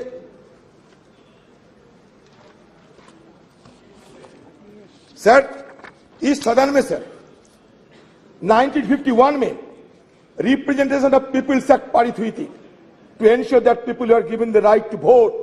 अगर वोट देने के अधिकार ना होते तो आज बाकी बात करने की हमें गुंजाइश ना मिलते। सर, दूसरा essential commodities act 1955, a law that has helped the government regulate the production, supply and distribution of essential commodities such as drugs, oil, kerosene, coal, iron, steel, pulses. Sir, तीसरा क्या हुआ? Green revolution in India 1967। 4, nationalization of bank, 14 banks were nationalized which enhanced banking infrastructure and services and created provision of cheaper credit to farmers. बता दे sir, 1974 में atomic जब explosion हुई थी ना, हमारे प्रधानमंत्री उस समय रही थी स्वर्गीय इंदिरा गांधी जी। ये भी आपको याद दिलाते हैं। इंफॉर्मेशन टेक्नोलॉजी जब हुई थी हमारे देश में क्रांति के स्वरूप से, एक क्रांति के रूप से, हमारे स्वर्गीय राजीव गांधी जी। आज तो हम डिजिटल इंडिया की बात करते हैं। शुरुआत हमारे स्वर्गीय राजीव जी ने किए थे। शायद हम सबको ये याद में रखना चाहिए। सी डॉट से लेकर आज आर्टिफिशियल इंटेलिजेंस, जितने भी एवोल्यूशन होते हैं, इसका पीछे क्या इतिहास है, इसको हमें ध्यान में रखना चाहिए। हिस्ट्री को हम भूलना नहीं चाहिए। History is the remembrance of the past, it transmits from generation to generation. अगर हिस्ट्री को हम कैंसिल चेक नहीं बता सकते, history could not be treated as a cancel cheque, rather it should be treated as a promissory note in future. And now whatever cash in hand, we should spend it wisely. That should be the agenda of any government. Sir, Anti-Defection Law 1985 और एक क्रांतिकारी, Child Labor Act 1986, the Scheduled Caste and Tribes Prevention of Atrocities Act 1989 to prevent atrocities against members of Scheduled Caste and Scheduled Tribe. Sir, panchayat raj institution act, ये और एक क्रांतिकारी act है। ये enacted in 1992। This act aim to decentralise power and ensures local self government, enhancing grassroot democracy. Sir, आज देश में 3 सरकार है, केंद्र की सरकार, सूबे की सरकार, ग्राम की सरकार, लोकल सरकार। ये क्रांति, it was a social revolution and that social revolution awkward without shedding even a drop of blood. That is the significant achievement of our former government under Rajiv Gandhi ji. Sir, Member of Parliament Local Area Development Scheme 1993. Sir, Right to Information Act 2005. It is a landmark. Sir, Right to Information Act 2005 is a landmark legislation that revolutionized transparency and accountability in governance. It empowers citizens to request information from public authorities, thus promoting openness and reducing institutional corruption. Sir, I am being tempted to refer the name of my leader, Madam Sonia Gandhi ji. Sir, Madam Sonia Gandhi ji, who took the initiative to pass the landmark legislation Right to Information Act. History will remember. Right to food, right to education. Yes. The scheduled tribe and other traditional forest dwellers, recognition of Forest Rights Act 2006. Yes. National Rural Employment Guarantee Act NREGA. Sir ये नरेगा के खिलाफ कटुक्ति करते हुए कहते थे किसी ने ये मरेगा, ये नरेगा नहीं, ये मरेगा। लेकिन नरेगा मरे नहीं, नरेगा जिए हैं। और नरेगा से हमें ग्रामीण लोगों को हमें भी ग्रामीण लोगों को इसके सहारे जीने का मौका मिलते हैं। Sir, right to education act और एक क्रांतिकारी विधेयक पारित किए गए 2009 साल में। ये राइट टू एजुकेशन एक्ट के तहत it made education a fundamental right for children aged 6 to 14 years. Sir, again, Food Security Act, National Food Security Act 2013. The Food Security Act aimed to provide subsidized food grant to large section of the population, ensuring food security. It sought to address malnutrition and hunger by guaranteeing access to essential food items. Sir, the issue is, sir, जानते हैं गरीबी बढ़ रहे हैं, सारा देश में गरीबी बढ़ रहे हैं। सर, पॉवर्टी इंडेक्स में 117 की देश के अंदर हम 107 में आ गए। सर, कभी हमारी देश को देखते हुए ड्रेज और अमर्त्य सेन ने यह कहा था कि it looks like the islands of California in a sea of sub Saharan country. इसलिए हमारा ये गरीबी को सबको चूकता है। एक तरफ बढ़ते हैं कुछ चुनिंदे लोगों ने, लेकिन दूसरी तरफ हमारा गरीबी भी बढ़ते जा रहे हैं। इसको ध्यान में रखना चाहिए। Sir, right to fair compensation and transparency in land acquisition rehabilitation resettlement act 2013, street vendors act 2014। Sir, बाद में क्या देखा हमने? बाद में हमें विरोध करने पड़े, क्योंकि सदन के अंदर विरोध करने का अधिकार तो हमें है और विरोध करने के अधिकार हमारे संविधान भी हमें देते हैं। सर, यूएस न्यूक्लियर डील जब चर्चा होते थे, जब वोट ऑफ कॉन्फिडेंस हुआ था इस सदन में, तो कौन सा पार्टी कौन सा पक्ष में थे, शायद आपसे ज्यादा जानकारी है। मैं आज इसी शुभ एक अवसर पर किसी को और नहीं बोलना चाहते, लेकिन sir, demonetisation of currency note in 2016 हमने विरोध किया। इंट्रोडक्शन ऑफ कॉम्प्लेक्स जीएसटी उस समय भी लाए गए थे जिस समय दूसरा सरकार थे, लेकिन फिर भी लाने में जो कमियां थी वो बार बार हम लोग उसका उजागर कर चुके हैं। सर, हमें application of article 370 and flight of Kashmir, ये मुद्दे को भी हमें आलोचना जरूर की थी। कश्मीर हमारा अंग है। सर, आज भी देखिए कश्मीर में हमारे फौजों को जान गंवाने पड़ती। इसमें तो यह साबित होते हैं उस दिन हमारी तरफ से जो शंका जाहिर किए थे वो शंका सही है। सर, आज मैं ये चाहता हूं कि हमारे सदन के अंदर हमारे जो रणकुबड़े जो फौजों ने वहां जान गंवा रही है, उसके लिए कम से कम हम थोड़ा सा मौन व्रत करते थे, थोड़ा सा साइलेंस ऑब्जर्व करते थे, अच्छा होते सर। एक तरफ मणिपुर, दूसरी तरफ जम्मू कश्मीर जल तो रहे हैं दोनों, और हम जल तो रहे हैं, इसलिए हमें बहुत कुछ करना बाकी है। ये तो सिर्फ एक झांकी है, हमें बहुत कुछ करना बाकी है। सर, और एक देखिए, और एक divisive legislation, citizenship amendment act 2019 and NRC. तो इस तरीके की डिविजन लेजिस्लेशन के विरोध हम लोग किए हैं सदन के अंदर। जो हम किए हैं बताते हैं। सर, हम लोग विरोध किए हैं, ये फार्म लोग के चलते हम विरोध किए हैं, और हमारे विरोध के चलते, देश की किसानों की विरोध के चलते ये सरकार को फिर वापसी तो लेने पड़ी। सर, फिर digital personal data protection act हम लोग तो विरोध किए थे। सर, जो किए हैं हम वजह क्या है बता दिए हैं सर, और ये सारे हमारी तरफ से बात रखे गए हैं। सर, हम तो ये चाहते हैं कि आज की हालत में हमारी तरफ से और एक मांग आपके पास रखना चाहते हैं। वो मांग ये है सर कि हमारी सदन में एक आप नियम चालू करें, इसमें विपक्ष के लिए सिर्फ एक दिन विपक्ष के लिए डेडिकेटेड किया जाए। उस दिन विपक्ष सब कुछ बोलेगा, विपक्ष को जो मर्जी विपक्ष को बोलते रहेंगे।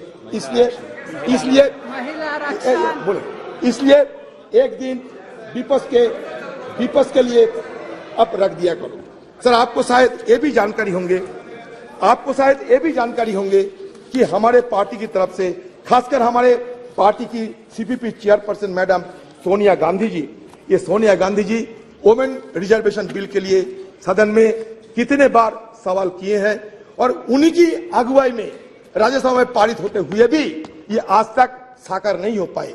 तो हमारी तरफ से फिर हम ये मांग करते हैं कि आपकी सरकार रहते हुए ये वोमेन रिजर्वेशन बिल को पारित किया जाए। ये हमारी देशवासियों की मांग है। मुझे लगता है कि आप हमारी बात को जरूर गौर से सोचेंगे। सर बस हो गए सर मैं ये कहना चाहते हैं सब देश के हम ये कहना चाहते हैं सर, ये हमारे अभी भी बहुत सारे चैलेंजेस है, हमारे लिए बहुत सारे अवसर भी है। तो चैलेंजेस एंड अपॉर्चुनिटी के बीच मैं ये कहना चाहते हैं कि आज देखिए एक माहौल पैदा होते जा रहे हैं कि मेजोरिटी रहने से सब कुछ कर सकते हैं। Sir there are fears of an ambition to establish a one party dictatorship. ये देश में एक माहौल पैदा हो रहे हैं।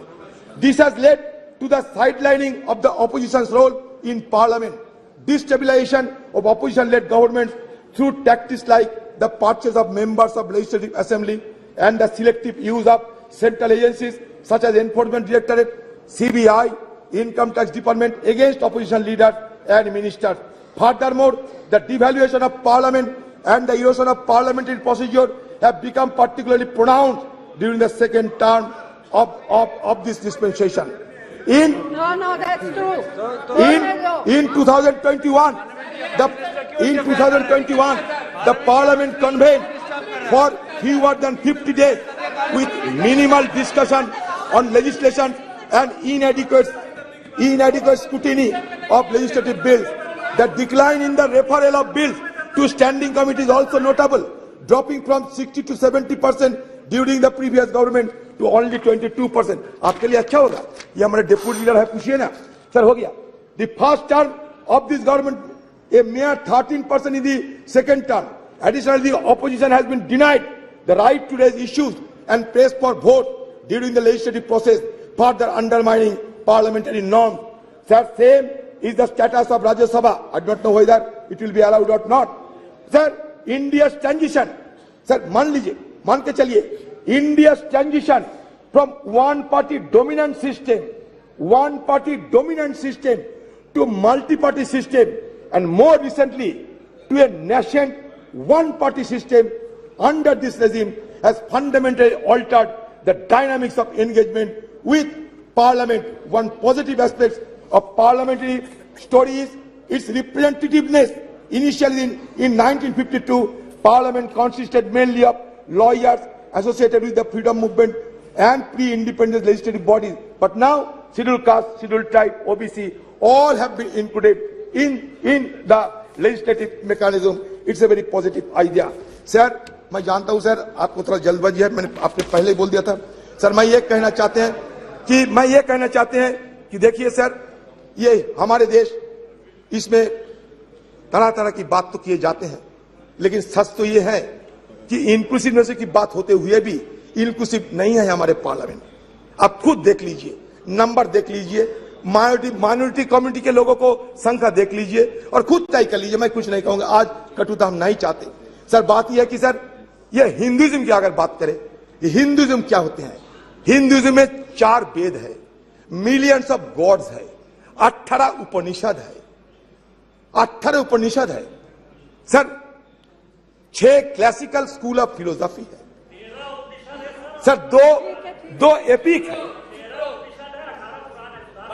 अच्छा ठीक है, अच्छा मान लिया आप अच्छा ठीक है, तो है तो that means what does it suggest? It suggests that plurality is the essence of our civilization. We may be a young nation, but certainly we can proud of old civilization. Sir, हमारे civilization क्या कहते हैं? Plurality की बात करते हैं। India as a nation or as a civilization is an unending celebration of pluralism. Sir, pluralism accommodates differences, and differences in turn embody, enact dissent. Sir, ये हम कहना चाहते हैं, जब ये कहते हैं कि वसुधैव कुटुंब का मतलब क्या है, यही तो मतलब है, सबको चिंता को, सबकी भावना को शामिल करना चाहिए। सर, हमारे सरकार कहिए, हमारे संस्कृति कहिए, ये संस्कृति में ये भी दोहरा गया है, अहंकारम बलम दर्पम क्रोधम। सर, अहंकारम बलम दर्पम ये वर्जित किए हैं हमारे हिंदू धर्म। सर, इसलिए मैं कहना चाहते हैं, अहंकार को छोड़ना चाहिए हम सबको। हो सकता है आपका बहुत सारी क्षमता हो सकता है, आपको कभी हमको, लेकिन इसको वर्जन करना चाहिए। अहंकारम बलम दर्पम कामम क्रोधम समस्थिता मम आत्मा सर्वदेहेषु प्रदो विष्णु अभ्यसुआ का मतलब क्या है? मतलब ये होते हैं कि ऊपर वाले को गुस्सा की आप आमंत्रण ना करें तो बेहतर है। सर, इसलिए आज जब सदन के अंतिम दिन है, मैं उस बुजुर्गों को स्मरण करते हैं जो हमारे बीच अभी नहीं है। Carry on, carry on, carry on, carry on. हाँ sir,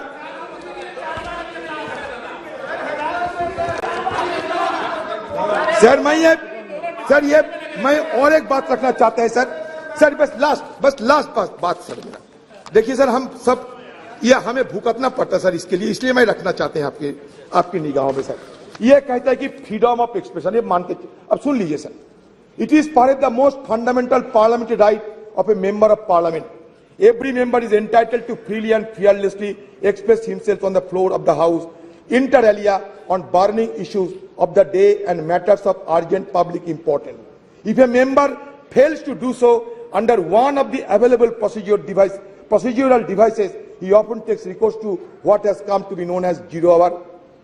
While unparliamentary or objectionable expression may be expunged from the proceedings of the two houses of Parliament by the respective presiding officer under the existing rules, shutting off or blinding the proceedings of any house under the presiding officer's direction, that nothing of what is said without his permission would go on record, may be questionable desirability, in as much as in that case the reports of the proceedings cannot really be regarded anymore as a faithful record of all that happened.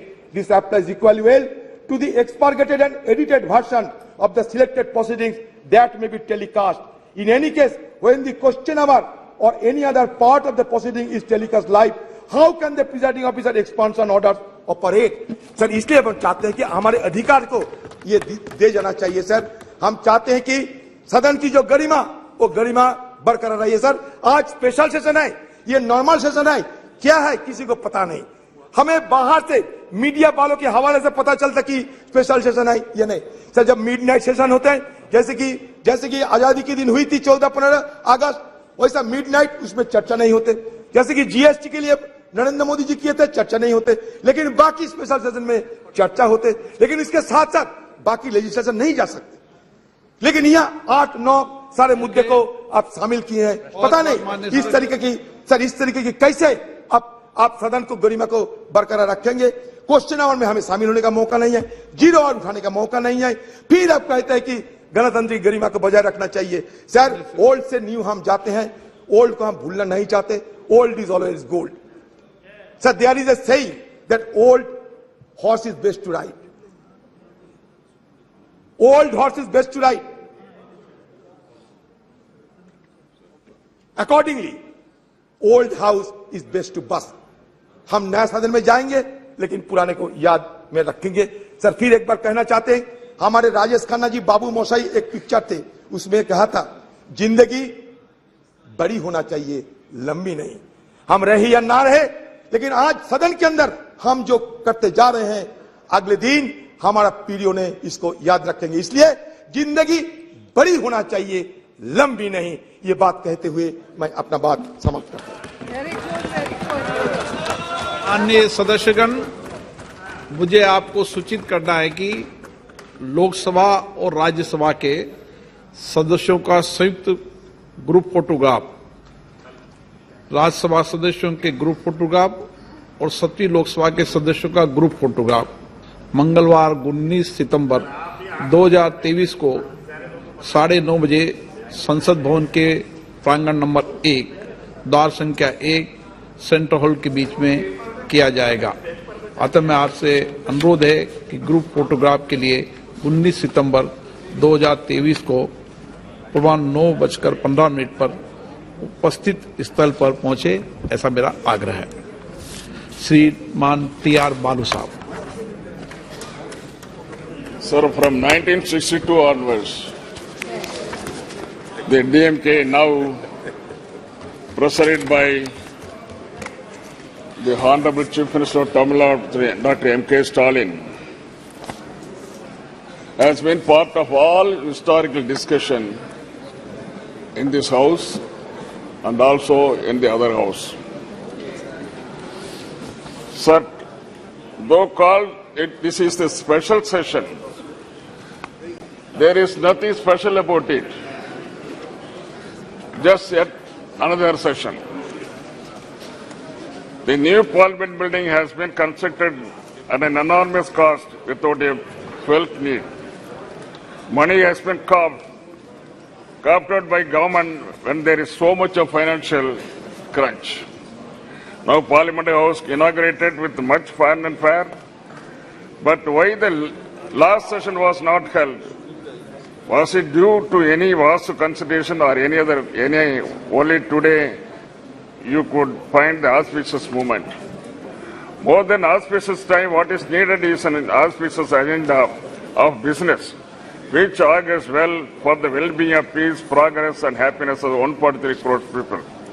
This session in new premises seems not to be a social session but an emergency session, or to carry out certain urgent mission of the ruling party to fulfill certain ulterior objects only in violation of democratic norms. This sitting will take stock of India's journey as an independent nation. We got independence in 1947.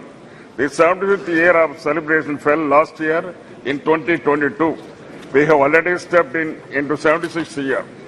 If at all any special event has to take place of the long journey, it has been done, it should have been done last year itself.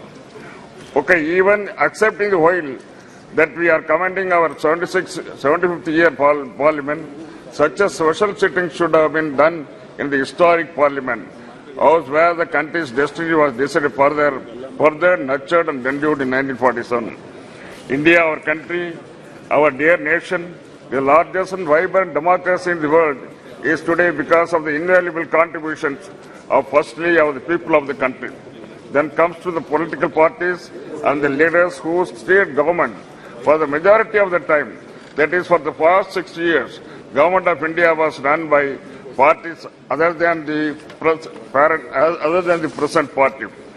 The strong base of the modern India, the developed India, was laid by 6 decades of planned work done by several leaders, starting from Jawaharlal Nehru, the light of Asia. Contributions of Prime Ministers Lal Bahadur Shastri, Indira Gandhi ji, Morarji Desai ji, Chaudhary Charan Singh ji, young Prime Minister leader Rajiv Gandhi ji and Narasimha Rao are great indeed. Tower of strength of the backward class masses who constitute more than 60%. VP Singh ensured social justice to them, which was denied to those marginalized fourth level people, so-called Sutras. His contribution is immense and invaluable. It will stand out and shine in our modern history of progress. His government was pulled down with vengeance by forces inimical to empowerment of weaker section. Leaders and their parties who led the country with a lot of sagacity and foresightedness. Whenever there was political instability, when single party majority evaded mainstream parties, it was like saving and protecting standard person. It happened in 1989, 96, 98, 99, 2004 and 2014. The leaders who came to the rescue of the nation at critical times were Deva Gowda, I.K. Gujaral, Atal Bihari Vajpayee and Dr. Manmohan Singh. The political leaders who played a great role Then DMK leader, Dr. Kalanga Karnanidhi, NTR, George Fernandez, Communist Party like Indrajit Gupta, Somnath Chatterjee, Sujit Singh. When we look back at 75 years, the contribution of these tall leaders is great and needs special mention. The contribution of opposition parties, mostly of the regional parties like DMK, in national politics and governance, have a special place. This constructive opposition criticism and suggestions have helped the government from time to time take corrective measures because they have represented the regional interest and linguistically minority population groups. DMK in parliament since 1962. Our founder leader Anna, who was in high esteem by his contemporary leader Nehruji, Vajpayee and others, spoke for the political rights of states, protection and development of various classical languages like Tamil, though she advocated a separate Dravida Nadu in 1962. When the Chinese force was on us, he felt that territorial integrity of India was paramount importance. Though Anna gave up the Dravida Nadu, he claimed loud the reason for a separate nation still existed. That way, it was sagacious advice of central government. After all, India is a union of states. That is the constitutional position. 560 princely states and kingdoms, including large countries like Kashmir, Hyderabad, small kingdom like Pudukkottai and Tamil Nadu, joined later with independent India. Sikkim was the last to join in Indian part.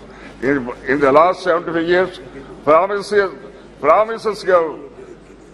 given to its members, state and just aspiration of the people of the states with various cultural traditions have been broken by Union of India. The latest example is repeal of Article 370 and snatching away the special status of Jammu and Kashmir, like rubbing salt on the serious wound that large states have now been broken into two union territories, whereby the emotions and rights of the people of Kashmir have been trampled upon.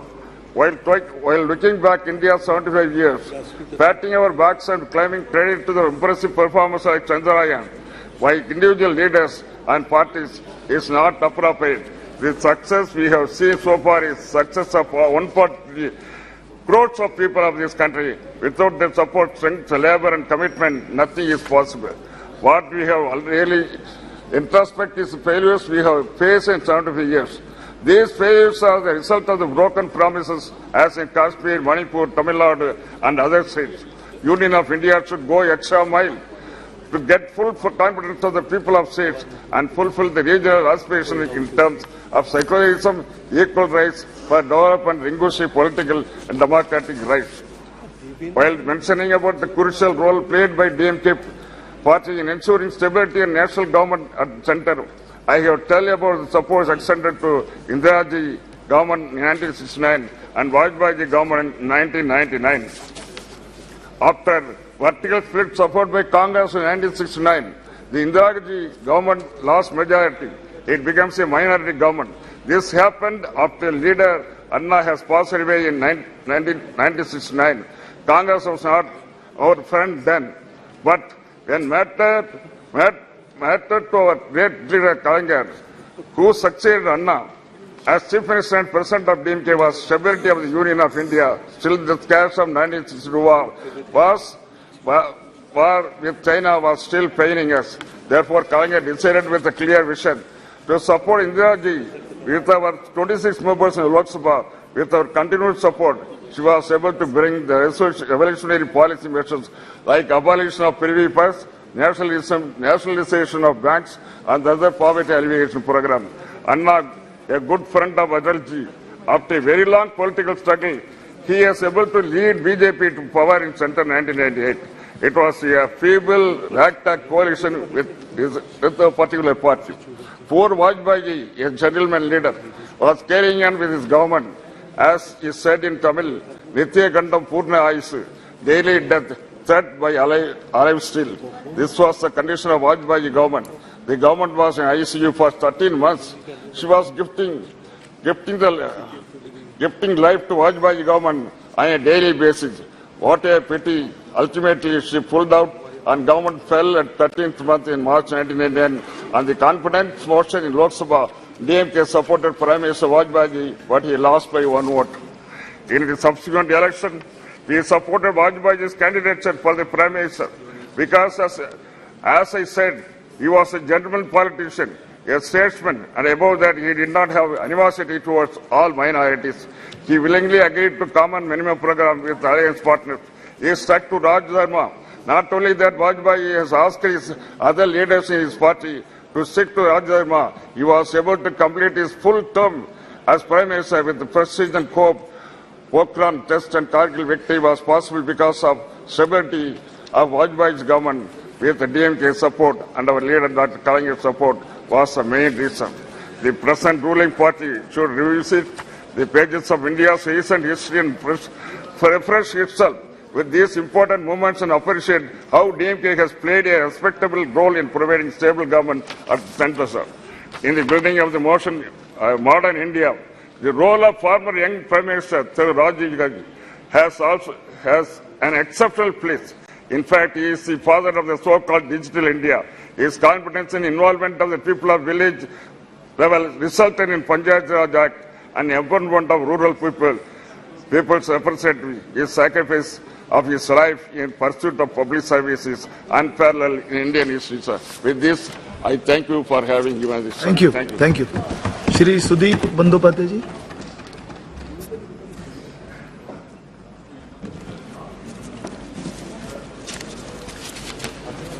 Sir, I rise to speak on the discussion on parliamentary journey of 75 years, starting from Samvidhan Sabha, which has not yet been discussed in details at all in the House. Achievements, experience, memories and learnings. Sir, this is the last day of the current Parliament House. And this is possibly the last agenda we are going to discuss. So on the day of the nostalgia, we feel a flood of memories. The past and pledge to preserve our best democratic traditions for the future. Sir, the journey began just after independence with the covering of the Samvidhan Sabha, or Constituent Assembly. The list of members who registered and presented their credentials on the discussion held on December 9, 1946 from Bengal had been a veritable roll of honor. Many speakers took part. I will just remember their role. It read as follows. 1. Dr. B.R. Ambedkar from Bengal. Mr. Sarat Chandra Bose. Mr. Kiran Shankar Roy. Mr. Frank Reginald Anthony. Mr. Satyaranjan Bakshi. Dr. Prafulla Chandra Ghosh. The list included another 25 members from Bengal who took part on this debate for the final publication of the Indian Constitution. Sir, the proceedings of the Constituent Assembly would have been very dull, Dr. Ambedkar said in his final speech in the Samvidhan Sabha. If all members had yielded to their party lines or party discipline in all its rigidity, then it could be a gathering of yes men only. But few persons raised their voice of their own, going out of the placed resolution, which there were rebels rising to the lend qualified support to Dr. Ambedkar's motion to pass the Constitution. One of these rebels was Hari Vishnu Kamath, suggested that we the people of India. and that was inducted in the Constitution with the proposal of Hari Vishnu Kamath, we the people of India had come to the end of a long journey, which was, however, the beginning of a longer, a more arduous and a more hazardous one. True to the Indian genius, he noted, our struggle, our awakening began with a spiritual renaissance, which was pioneered by Ramakrishna Paramahansadev, Swami Vivekananda and Swami Dayananda. In the wake of those spiritual leaders came the political renaissance and the cultural renaissance, of which the torchbearers, the leaders, the guides were Lokmanya Tilak, Aurobindo and Mahatma Gandhi, and last but not the least, Netaji Subhash Chandra Bose. Today, we once again pay our tribute to those great leaders of our freedom struggle. Set the journey of a next 75 years.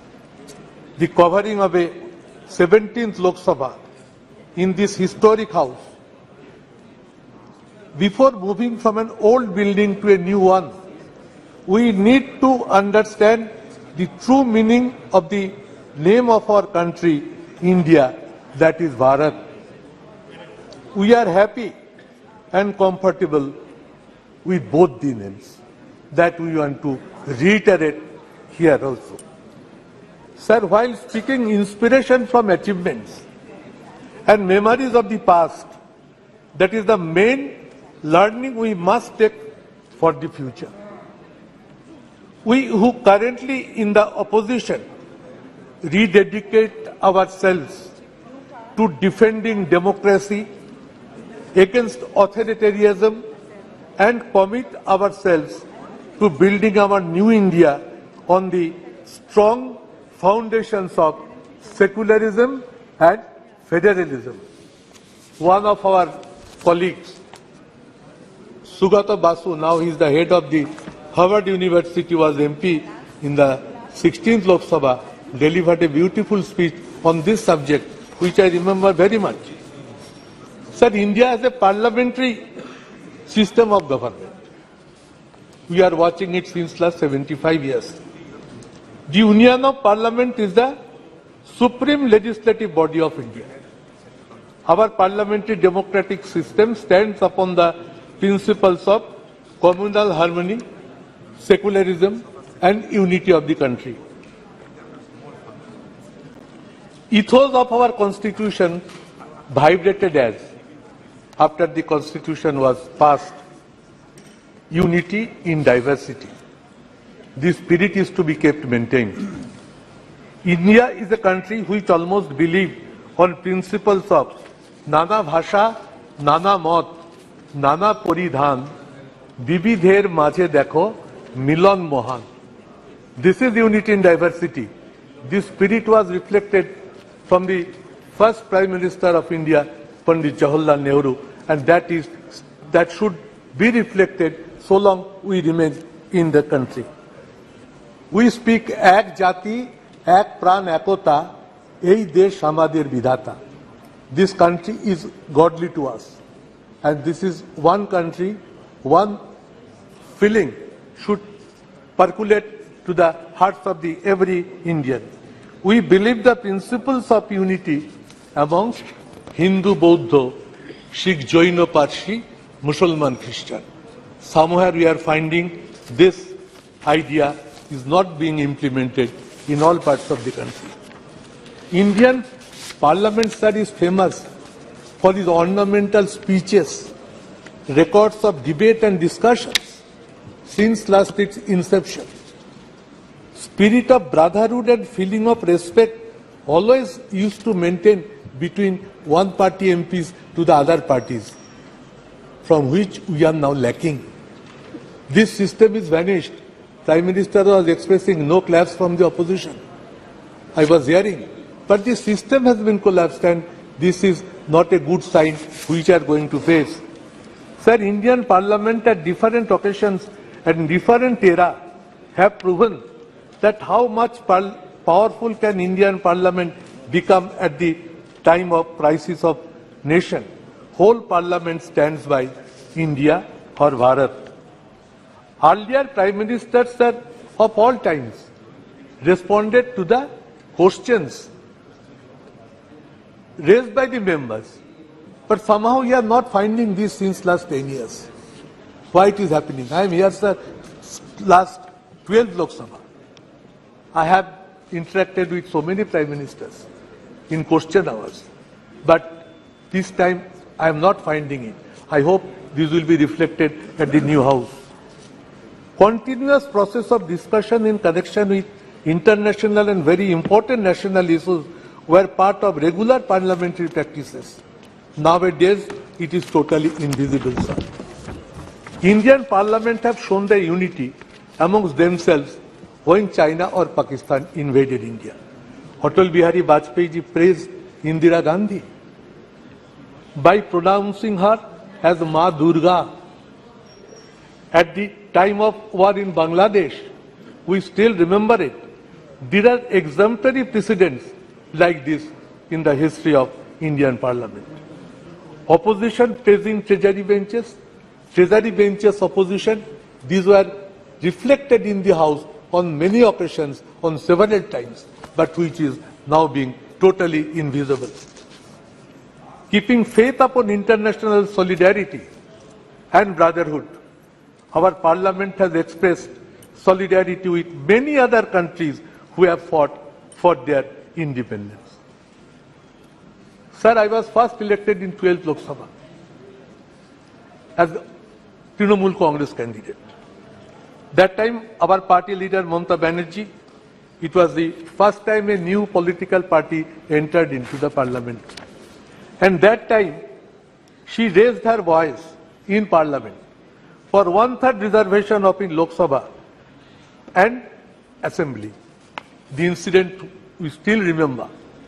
She caught one MP by neck when she was going to hear the bill which was going to be placed on the floor of the House. Now Sonia ji has also written a letter to Honorable Prime Minister to take it up. Sir, our demand would be that in the next current new Lok Sabha building, Parliament building, let this women reservation bill be tabled and let it be passed without further delay. Let it be initiated with a positive direction by which this Parliament can initiate its journey with a very positive outlook. Sir, fall of government by one vote, we have witnessed it, sitting on the floor of the House. And we have seen the power of the Parliament. How peacefully the voting pattern went on. And just next to me, Chandrasekhar ji was sitting. He asked me, Sudeep, what is the result of the vote? I said, Vajpayee ji has been defeated by margin of one vote only. He said it to me, oh, if I had the idea, I could have voted for Vajpayee ji, by which the vote pattern could have been different. So these are the memories which haunt me always. Sir, let the present House run with a positive direction. Common principle of parliamentary democracy is that House belongs to the opposition. I tell it at the all-party meetings whenever Honorable Speaker convenes that in a parliamentary democratic system, House should belong to the opposition. But nowadays, bills are being passed without debate or discussions.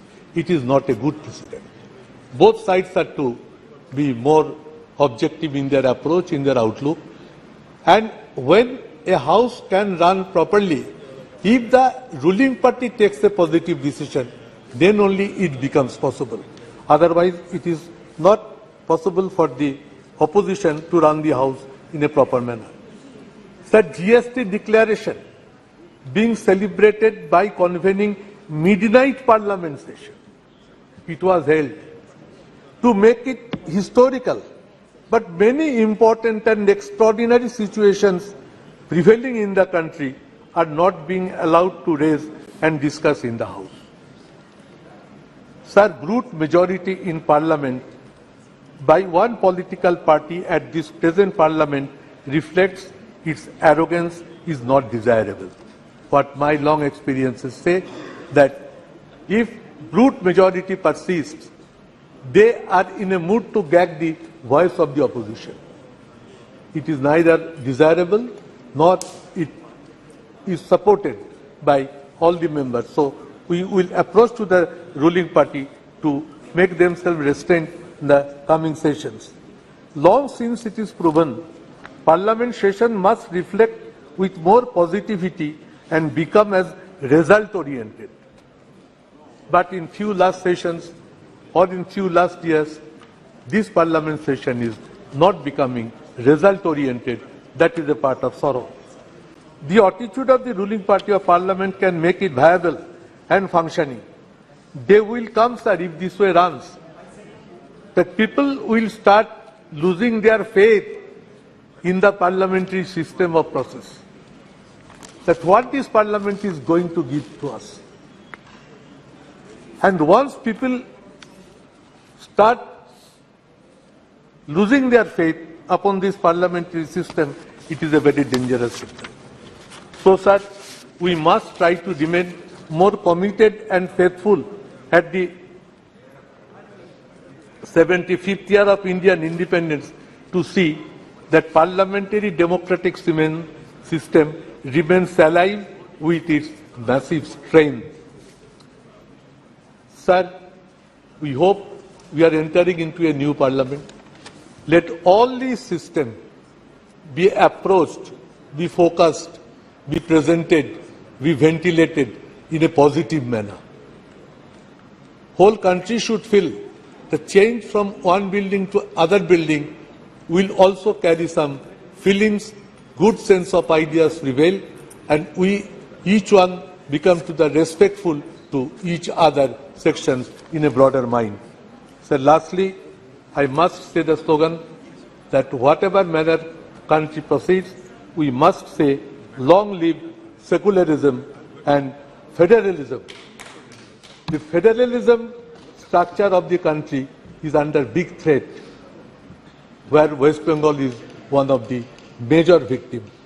I should take it up. We are trying our best to draw the attention of the government, and as a leader of a Trinamool parliamentary party in Lok Sabha, I should keep it on record as mentioned.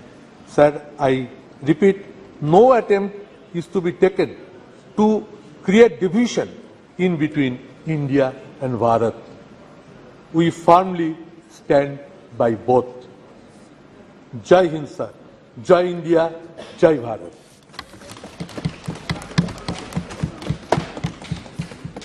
Shri M.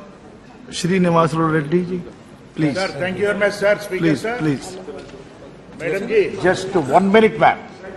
I wanted to tell about, my 12th Lok Sabha under your leadership. I was a Congress member also. 2 minutes, ma'am. Then I will talk. Sir, thank you very much, Chairperson, sir. She will listen you, definitely. Yeah. Because she was my leader. Yeah. Please. Sir, I compliment our Honorable Prime Minister for, conducting G20 summit successfully, and internationally the country's name also in the worldwide totally. India is known everywhere also now, sir. So really, he has put a lot of effort and hard work for this. My complimentaries again to him, sir. And one more thing, sir. My Chief Minister of Andhra Pradesh, Y.S. Jagannath Reddy, wishes to all the honorable members of this Parliament on the occasion of 75 years Samvidhan Sabha, sir. He was also 2 terms, a member also of this House. So my experiences, I wanted to share. As my colleague, Mr. Sudeep ji, has mentioned about it. My 12th Lok Sabha I entered also, madam. That time, Madam Sonia was the president of the Congress party, and on Congress party ticket, I won, and I come to the parliament also, that is in 12th Lok Sabha, sir. So the experience, as earlier, my colleague mentioned, that time, after 13 months, Vajpayee's government, when ADMK withdrew the support for the Vajpayee's government, then strength has come down, sir. It has become a minority government. So that time, because confidence motion has been moved by Vajpayee also. So the voting pattern and everything was on slips generally. Everybody was in tense generally. How we know the result will be there? Because of the floor management. Everything, we all also thought that, okay, Vajpayee also will come out and everything. But lastly, when the result has come with one vote, he was defeated. The government was defeated. That too, then Chief Minister Giridhar Gomangoji was also a member of Parliament in this house. Yes, Sudhirji? Yes. So he came and voted. Then otherwise it would have become equal and decided by the Speaker also. That time the Speaker was Honorable GMC Balayogi. So how the Parliament also depends on nature only, finally. God has to decide how it has happened. When we see all these experiences, we cannot forget in our lifetime, sir. So I have seen a lot of speakers also in this, because when I entered about 25 years back, before that itself, my family, my late brother and sister-in-law were also members of Parliament. I used to come to the Central Hall regularly, enjoy the Central Hall, sitting there yourself. Sorry. Sorry, ma'am. Sorry. The luxury of the Central Hall, sir. When you sit in the Central Hall and look at the dome, you will feel so comfortable also. Because that only now you are going to miss in the new Parliament. And these experiences cannot be, generally, only memories will be there always for us also, sir. And regarding, again, in 14th Lok Sabha, sir, main, important, agreements, Indo-US agreement. This has happened on 23rd August 2006. So the bill that time, to be passed, this agreement, was also a potential thing. Later, 14th Lok Sabha itself, 22nd July 2008, conference motion of Dr. Manmohan Singh ji. That also was a tensionable thing.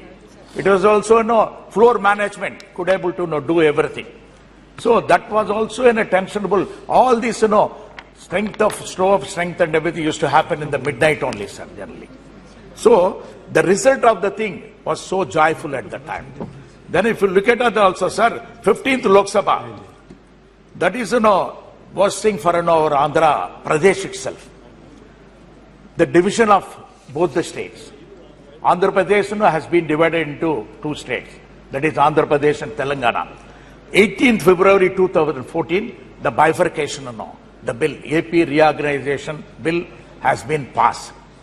But problems are so far, after 9.5 years also, whatever the promises made on the floor of the house, both the houses have not been fulfilled, sir. The special category status, which has been, for 10 years awarded by both of the houses, so far, now we are not getting even, any inch of it also, it has been no more, sir. In spite of, our Honorable Chief Minister, Jagan Mohan Reddy Garu, used to come and visit also and meet Prime Minister and our respective other related ministers also, sir. So I request you, sir, I would, the special category status is a must for Andhra Pradesh for the development of the state, sir. In spite of, my Chief Minister, Jagan Mohan Reddy Garu is working hard. If it is there, to add to that also, he can do, a lot of wonders there in this, sir. Sir, now if you see that, 17th Lok Sabha, we are here. So 17th Lok Sabha also, this Lok Sabha, I have seen also, sir, Article 370 passing also, great thing, and introduction of GST, other things also, sir. So all my experiences, sir, I want to put it to you here, sir, because it is only to tell always to my colleagues that this house got only 543 members only. So becoming a member of Parliament is, God's nature's gift only. One should be lucky to become a member of Parliament in this house. because 140 crore people are there, sir, now.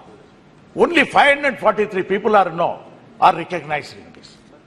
So this is the temple of democracy. From Sarpanch also should think of whatever is passed, Panchayat Sarpanch, in the parliament, will go into that also, they have to implement that. So when the temple of democracy, when it is there, so here we have to make some suggestions also, sir. It is very much required also, sir. And to tell you frankly, sir, my dear colleague also mentioned some of the things. Number of days, working days has to be increased here. That is the main thing. And other thing is private members' bill, sir, should be implemented properly also. And the third one, sir, 30% of the agenda should be suggested by the opposition parties. Then only the House can function properly. And apart from that, sir, respect for MPs are a little bit coming down, what I could able to see, sir, now. So that earlier when I entered in, that is 1998, 25 years back, the ministers used to give appointments, right away, without, much time or anything. And the secretaries used to give appointments also right away. And now, that is lacking. And not only that, sir, what is required is because our country's thing is, only 10%. That means strength of the ministers have been decided by long ago. That is 10% of the Rajya Sabha and the Lok Sabha members only can be made as the Council of the Ministers. See, this time, this thing has been decided when the population was only 50-60 crores. So the population has increased to 140 crores. This percentage has to be increased automatically, take care of the public, so that, everybody can, get the benefits of the central government. Sir, the states also needs to more powers to be given also, which has to be done by the central government. Sir, my conclusion is that, sir, we have done, beautiful here. We have actually 75 years now we are living in this atmosphere. We are going to miss it. Emotionally, personally also, I feel that I am missing, a great thing. But changing times, changing trends, modern, all digitalized parliament. So that's why our Honorable Prime Minister also has taken that, giving in a lot of time. Thank you. Honorable Member Shri Giridhar Yadav ji. Giridhar, yeah. सम्मान्य सभापति महोदय, आज इस जो हमारा जो house जिसमें हम लोग बैठे हुए हैं वर्तमान, ये जो बिल्डिंग है बहुत पुराना बना हुआ, जो हमारे सम्मान्य प्रधानमंत्री ने कहा कि इस देश के जनता के पैसे के द्वारा बना गया है, बड़ी अच्छी बात है। उसका आज हम लोग विदाई दे रहे हैं और नए भवन में हम लोग कल से जाएंगे। इस भवन को हम बहुत प्रणाम करते हैं कि इसने बहुत सारे दिन देखे 75 साल के आजादी के इतिहास में और बहुत अच्छे से भारत का लोकतंत्र चलते रहा है। संविधान सभा के द्वारा जिसमें ये संविधान जो बनाया गया था, उस संविधान सभा में डॉक्टर अंबेडकर की मुख्य भूमिका थी संविधान को बनाने में। उन्होंने कहा कि भारत एक संप्रभु, सोशलिस्ट, धर्मनिरपेक्ष और लोकतांत्रिक गणराज्य होगा। लेकिन जो संविधान में लिखा हुआ संविधान की आत्मा के विपरीत आज काम हो रहा है। लोग धर्म के नाम पर वोट मांग रहे हैं, लोग हाउस में जय श्री राम कर रहे हैं, लोग हाउस में कुछ कुछ बोल रहे हैं। समझ में नहीं आता जो हमारे अंबेडकर जी ने जिस संविधान की रचना की थी, जिसमें धर्मनिरपेक्ष शब्द का उपयोग उन्होंने प्रस्तावना में ही किया है, उसके बारे में क्या भावना है इन लोगों को समझ में आता है कि नहीं? जो इन नारों को लगाते हैं हम समझ में आता। वोट में तो देखते हैं जो नेता हैं, बड़े नेता हैं देश के, वो हनुमान जी का गदा लेके कहते हैं कि वोट दे दो, जबकि संविधान में धर्मनिरपेक्ष कहा गया है और धर्म के नाम पर वोट मांगना उसमें तो डिस्क्वालिफिकेशन हो जाता था। हमको ताज्जुब लगता है कि पता नहीं इन लोगों को लोकतंत्र तो लोकलाज से चलता है। यदि कोई लोकलाज ही खत्म कर देगा तो लोकतंत्र कैसे चलेगा? लोकलाज बचा के रखिए तभी लोकतंत्र चलेगा। और जहां तक बात है, हम लोग हर अच्छे काम का हमेशा सपोर्ट भी करते हैं। जो अच्छा काम है अच्छी बात है। हमारे सम्मानीय प्रधानमंत्री जी ने कहा कि मैं इस सदस्य का सदस्य एमपी बना। वो कभी इस सदस्य के एमपी नहीं बने, वो सीधे प्रधानमंत्री बन गए। एमपी का शपथ उन्होंने बाद में लिया, प्रधानमंत्री का पद पहले लिया। सुने, बस विदाई पर भी बोल रहे हैं, लेकिन उनको एमपी का दर्द समझ में नहीं आता। बोले कि हम सब बंद कर दिए, एक दिन तनख्वाह एमपी का नहीं बढ़ा। क्या एमपी लोग जो गरीब हैं, जैसे हम लोग हैं, हम लोग तो वो तो आज मेट्रो में चढ़ते हैं, तो रोज मेट्रो में चढ़ के प्लेन पकड़ने जाते हैं, पैसा ही नहीं है, गाड़ी का कहां से जाएंगे। इसलिए जो हमारे एमपी हैं, जो गरीब एमपी हैं, उनका भी ध्यान रखिए। अब निशिकांत दुबे जी के हम बड़े आदमी तो है नहीं, जो हमारा, हम तो साधारण जानते हैं मेरे बारे में, जानते हैं चौबे जी मेरे बारे में कि कैसे हम गरीबी में चलते हैं। इसलिए हम चाहते हैं ये जो संविधान सभा के द्वारा जो आत्मा किया गया, और बहुत सारे लोग देश की आजादी में कोई रोक, इसको हम चाहते हैं कि जो संविधान के साथ छेड़छाड़ किया जा रहा है, ये सब काम नहीं होना चाहिए, तभी लोकतंत्र बचेगा। और देश की जनता ने बड़े बड़े सत्तारूढ़ दल को चने चबवा दिए हैं। ये देश की जो जनता है, ये जागरूक जो भारतवर्ष की जनता है, जितने को भी अहंकार जब सत्ता में हुआ है, उसको चना चिबवाने का काम इस देश की जागरूक जनता ने किया और सत्ता से उखाड़ फेंकने का काम किया। ये हमारा लोकतंत्र है। हमारा ये तो ट्यूटर पार्लियामेंट जो कहते हैं, वो ट्यूटर पार्लियामेंट जो अंग्रेज लोग बोलते हैं, पहले मेरे यहाँ ट्यूटर पार्लियामेंट था, ब्रिटेन में पहले लोकतंत्र था, उसके पहले मेरे यहाँ लोकतंत्र था। लिच्छवी का गणतंत्र, वैशाली का गणतंत्र, जो गणतंत्र इस देश में है, उसकी एक परंपरा रही है, उसी परंपरा के हम लोग हैं। आप जानते हैं अमेरिका में अभी जो चुनाव हुआ था ट्रंप और जे बाइडेन में, ट्रंप हमला कर दिया कि लोकसभा, उसके जो हाउस जो उसका सदन है, बोला कि हम ही प्रधान राष्ट्रपति रहेंगे। लेकिन इस देश में ऐसा कभी नहीं हुआ। जब सत्ता परिवर्तन की बात आई हो, इस देश की जनता ने, इस देश के नेता ने, चाहे वो किसी दल के राजनीतिक नेता हो, किसी दल के प्रधानमंत्री हो, स्वेच्छा से जाके राष्ट्रपति के यहाँ इस्तीफा देने का काम किया। हम तो 3 बार लोकसभा में रहे, 11वीं लोकसभा में मुझे 3 प्रधानमंत्री को देखने का मौका मिला है। वाजपेयी जी 13 दिन के प्रधानमंत्री थे, तुरंत जाके इस्तीफा दिया। देवगौड़ा जी बने, उन्होंने इस्तीफा दिया। गुजराल जी बने, उन्होंने इस्तीफा दिया। ये तो हमारा स्वस्थ लोकतंत्र है कि जो बहुमत यहाँ होगा, उसके बाद सीधे हम राष्ट्रपति के यहाँ जाते हैं और इस्तीफा देते हैं। इसमें किसी बात पर बहस करने लगते हैं तो जो हमारे सीनियर मेंबर ऑफ पार्लियामेंट होते हैं, वो तुरंत हम लोगों को जाके उस बात को कहते हैं कि नहीं, आप लोग शांति रहिए। हम लोगों ने इस हाउस में जब वाजपेयी जी को देखे हैं, भी सत्ता पक्ष एमपी नहीं रहता। ये नहीं है ना, ये कोई उपस्थिति है, ये कोई उपस्थिति है, क्या कहते हैं निशिकांत जी, ये कोई उपस्थिति तो है नहीं। और हम लोग सब लोग रहते थे। ये स्वस्थ लोकतंत्र का इस देश में हनन हो रहा है। वो ये सत्तारूढ़ पार्टी के, आपकी जिम्मेवारी है, अरे आपकी जिम्मेवारी है, लोकसभा चलाना सत्ता पक्ष की जिम्मेवारी है, कोरम पूरा करना सत्ता पक्ष की जिम्मेवारी है, विपक्ष की सूची लागू नहीं है। इसीलिए आप जो कह रहे हैं, ये सच बात को स्वीकार करिए, आप ऐसा नहीं करिए। आप हम कोई ऐसा बात नहीं, ये आपकी जिम्मेवारी है, लेकिन आप तो सुनेंगे नहीं किसी का बात, आप बोलेंगे, सब लोग चले जाएंगे। इसलिए स्वस्थ लोकतंत्र का हनन हो रहा है। इस पर भी हमारे सम्माननीय अध्यक्ष महोदय को विचार करना चाहिए। जब तक हम लोग इस पर विचार नहीं करेंगे, तब तक कैसे चलेगा हम लोगों का काम। और हम लोग जिन बातों को, वो मेरा क्या है पता नहीं, नाम नहीं जानते हैं उतना, पेपर में पढ़े, वो कहते हैं संविधान बदल देंगे। ऐसे कैसे होगा? बाहर का आदमी बोल रहा कि संविधान बदल देंगे। अब हम लोगों को कल अपियर होना है कहां पे? Photo session. हम लोग पेपर में पहले ही पढ़ लेते हैं, बाद में सूचना हम लोग को जाती है कि कल हम लोग का ग्रुप फोटो सेशन होना। हम नोटिस ऑफिस में जाके पूछे भाई क्या बोला, और सवेरे पेपर में देखे कि पहले ही छप गया। पहले हम लोग को सूचना मिले। लोकतंत्र में हम लोग जब से थे, पहले एमपी को सूचना जाती थी, तब मीडिया में जाती थी। अब हम ही लोगों पे सूचना बाद में जाती है, मीडिया में पहले चली जाती है। अब बहुत सारी बात है, आप सब जानते हैं कि जो लोकतंत्र जो बना है, अंबेडकर से लेके, नेहरू से लेके, लोहिया से लेके, जितने लोगों ने, हमारे लोगों ने किया है, सब हम लोग जानते हैं कि कितने अच्छे तरीके से इस हाउस ने आरक्षण का बिल भी पास किया है। बीपी सिंह के नेतृत्व में जब आरक्षण का बिल लाया गया था मंडल कमीशन को, कितना दुराव था, लेकिन सब लोगों ने मान लिया बाद में।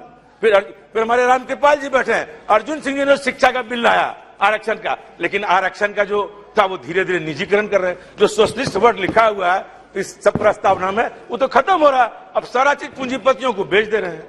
आप सारे होटल बेच रहे हैं, एयरपोर्ट बेच रहे हैं, रेलवे स्टेशन बेच रहे हैं, तो प्रस्तावना ही खत्म हो जा रहा है। कुछ दिन संप्रभुता का जो वर्ड है, ये बचेगा कि ना बचे, इस पर भी हमको ध्यान देना पड़ेगा। सोशलिस्ट तो खत्म हो चुका, सेकुलर खत्म हो चुका, डेमोक्रेटिक अब चुनी हुई सरकार को गिराने का काम करते हैं।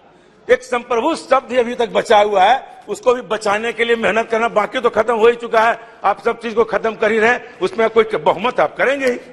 बहुमत में लोगों को सत्ता पक्ष और विपक्ष जो बना हुआ है, सबको मिलकर काम करने की आवश्यकता। एक एमपी का कोई सलाह नहीं लिया जाता।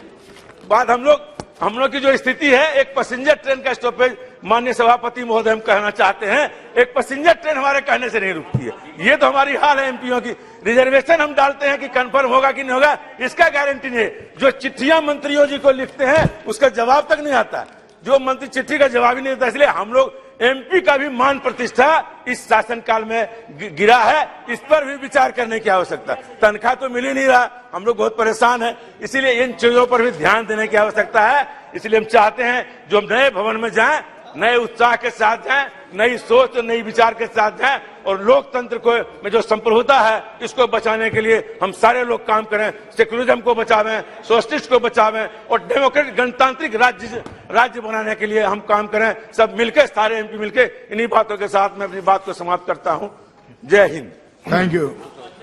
ऑनरेबल मेंबर श्री फतरेरी मेहताब जी। मेहताब जी।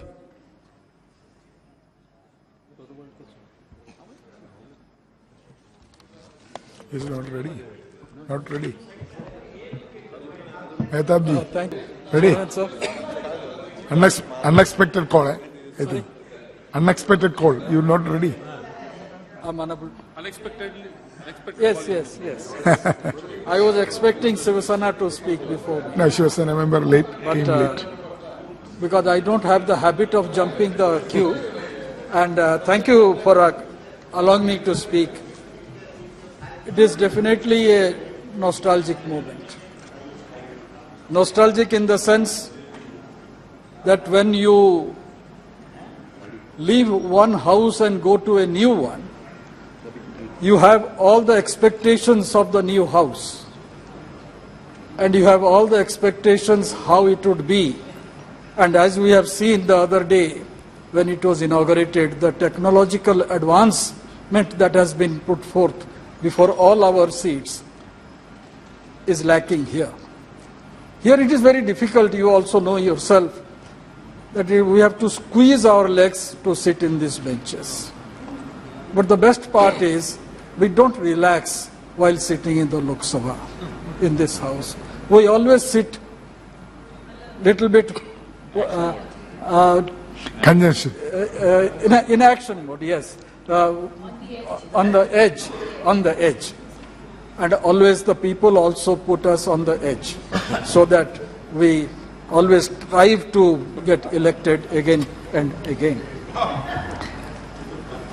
I remember the day I first got elected to this house in 1998. Our party was, for the first time, got elected to parliament. Yes. And that during that period, there were a lot of anxiety, how long the government will last, because it was a conglomeration of 26 political parties led by Atalji. Anxiety was there. And while sitting in the central hall, normally when you have nothing to do or when you are anxious, you look upwards. And all of us, we were sitting in the bench where I still sit, in that last bench of Central Hall, and some of my friends always allow me to sit in that bench. We looked up, and in the inverted dome we saw number of hexadomes. That time one of my friend, my colleague had said, my intention is to be a member of this house at least for 2 terms. Then I asked him, 2 terms means 10 years. अगर 10 साल हो गया तो काफी है यहाँ member होने में, फिर हम अपने प्रोफेशन में निकल जाएंगे. That time I had yes, and that time I suggested, very foolishly of course, that let us count the hexagrams which are up there. Let us count it. And the day we get the correct answer, I am yet to count it. The day we get the correct answer, counting it, think that that is the last term of yours in this house. And Mr. Sivash Kumar Udasi has already counted it. And he has been repeatedly telling us the eventuality. So I'm a short-sighted person. I'm very poor in arithmetic. I'm yet to complete the counting, and I still venture to count. Yes. Sir, we are celebrating Amrit Kal of Bharat, independent India. We are in the 75th year of our independence. I bow my head in reverence to those freedom fighters who gave away their present for our future, for our tomorrow. Let us not forget that it is because of their sacrifice, their titikya, tapasya, tyag, we gained freedom. And in Swadhin Bharat, our forefathers framed the constitution not by diktat of a few, but democratically after full-fledged discussion, deliberation and debate. It is the constitution that has guaranteed us to remain one as a nation. They deliberated for 2 years, 11 months, the Honorable Prime Minister mentioned that time period. Many kingdoms ruled different parts of the present day India in different eras. At no point of history, the borders of the present were borders of the past. This political map came into existence 75 years ago. A question may arise, is it language that keeps us together? Andhra Pradesh, sharing the same classical language, Telugu, split into 2 states, Madhya Pradesh, Bihar, Uttar Pradesh, being Hindi-speaking states, also split in not recent past. If language cannot unite even states and provinces, how can it be the basis of a nation? Are we united because of culture? Culturally, Bengalis and Bangladeshis share similar linguistic culture, icons, food, dress, but they have different majority religions and have fought bitter battles a few decades ago.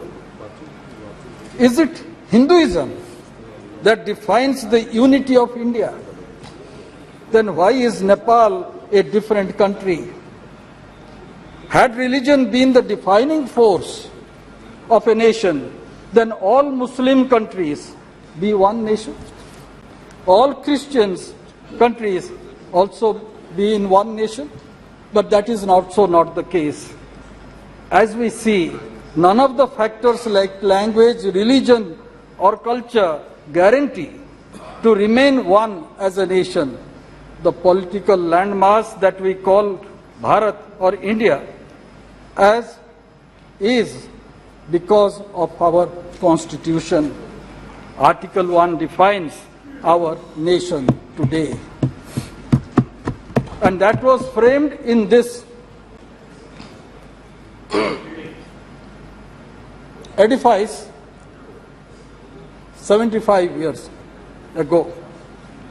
We all believe in the Constitution. It is our respect towards our national flag, national anthem, and national emblem that holds us to our nation. It is our trust in electoral democracy despite its flaws.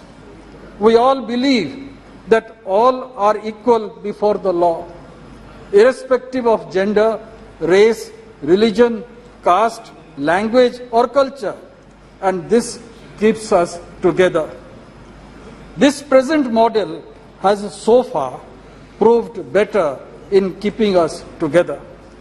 If we forget this, it will splinter into many parts, like how it was for most part of our history. Our republic is commemorating the 150th birth year of Sri Aurobindo, 90th death anniversary of Bipin Chandra Pal, and the 103rd birth anniversary of Bal Gangadhar Tilak. Long before, in 1905, these three intellectual giants laid the foundation of our freedom struggle with clarity on the power of Swaraj, nationalism, and Sanatan Dharma. It is the great resilience and tolerance of the Indian people that has contributed to the unity amidst fascinating diversity.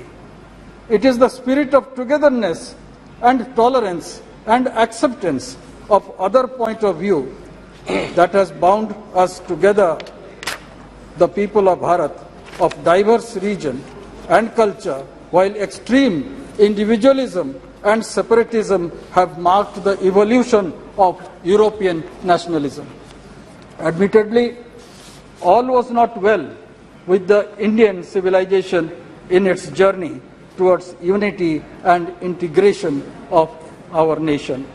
We should remember the painstaking effort that Sardar Patel had made in uniting this country. The princely states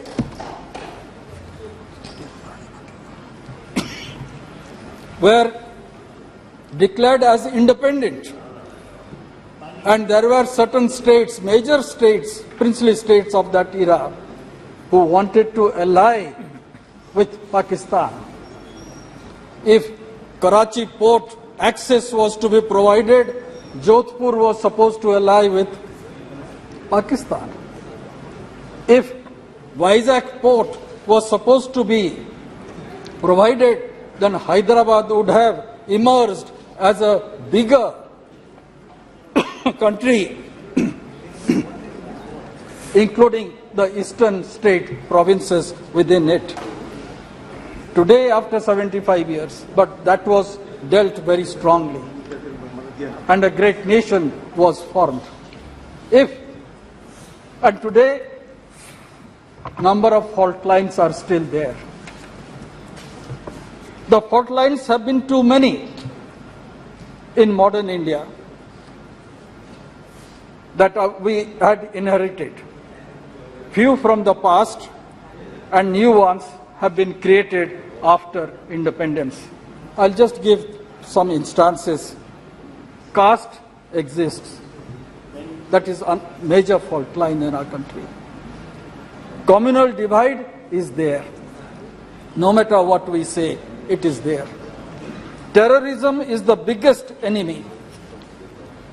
Ultra-communism or communist revolt is also affecting large part of our country.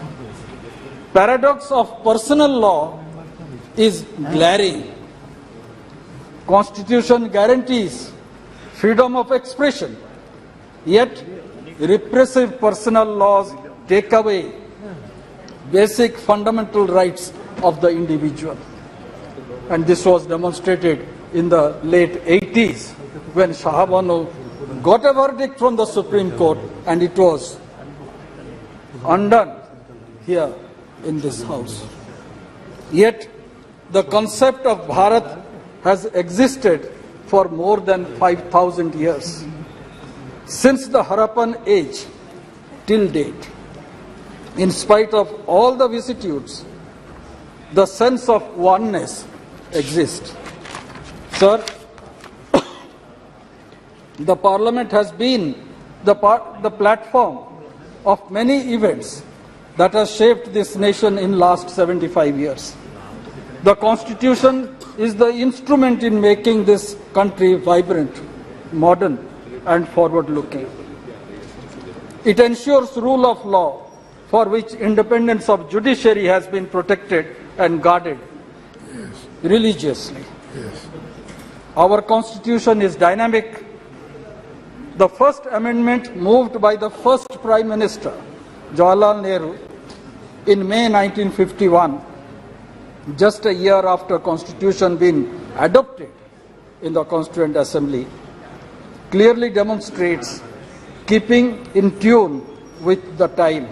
And here I would like to quote what Pandit Nehru had stated.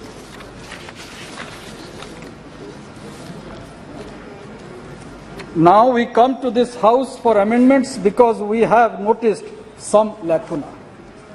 We have, of course, of various interpretations by the court. And he goes on explaining, this House knows very well that there are many kinds of constitution in the world.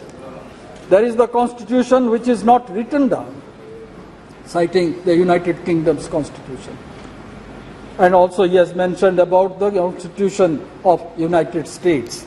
And there he says, we have a written constitution like the constitution of that great country, where the constitution to some extent limits the authority of the parliament or of the Congress. So bringing a semblance of both together, where rigidity will be little bit of flexible and one can move ahead. That's how the first amendment relating to Article 19, addition of 31A and 31B was incorporated so that the elected government can prepare specific programs for the development of the country. Sir, the basic structure is a moot point which I believe should be discussed when we are discussing about the 75 years of our independence. Supreme Court, I need, sir, a little bit of time. Rule of law means the parameters of decision making and discretion remains always circumscribed by the Constitution. We were witness to the revocation of Article 370 in this House. Uniform Civil Code is another relevant matter that needs to be fulfilled, as Constitution has stipulated. Lot of talk is being made about nation, one election. Various views are expressed. A committee has been formed. Let's wait for that, their recommendations. But I feel it's not something unachievable. I believe it is a necessity. We cannot have elections every year. And we should also remember what Gandhiji had said. He always said, India belongs to all who live in it. Feeling others' pain is the mark of a good individual. And the prarthana that is also sung in all Gandhian ashrams is Vaishnava Janato Tena Kahiye. पीड़ा जो दूसरे के पीड़ा जानते हैं वही वैष्णव ही होते हैं. And that is the essence of our republic, the mantra of our constitution. Sir, during my 25 years in this house, I've screamed. Completed silver jubilee, the important matter. I have seen stringent law being implemented like POTA in a joint session, and the division of this house relating to Indo-US nuclear treaty. I witnessed Atalji's government fall by one vote when Naitikata was given a goodbye. I had the fortune to represent our parliament in the making of the Right to Information Act. That was in 2005. I felt elated the other day when I received a small note from the then Prime Minister after criticizing him forcefully in this house relating to the nuclear agreement, and I was totally taken aback. And that demonstrated the true democratic temper of the then Prime Minister. We also saw GST being implemented in a midnight hour. India celebrated 25 years of independence, and the freedom fighters were presented with a copper plaque by the then Prime Minister, Mrs. Indira Gandhi. On 50th year of independence, when Mr. Sangma was sitting in the chair, Parliament held special session which continued beyond midnight, as I don't know how long we'll be sitting here today, but that continued beyond midnight till 3 o'clock in the morning.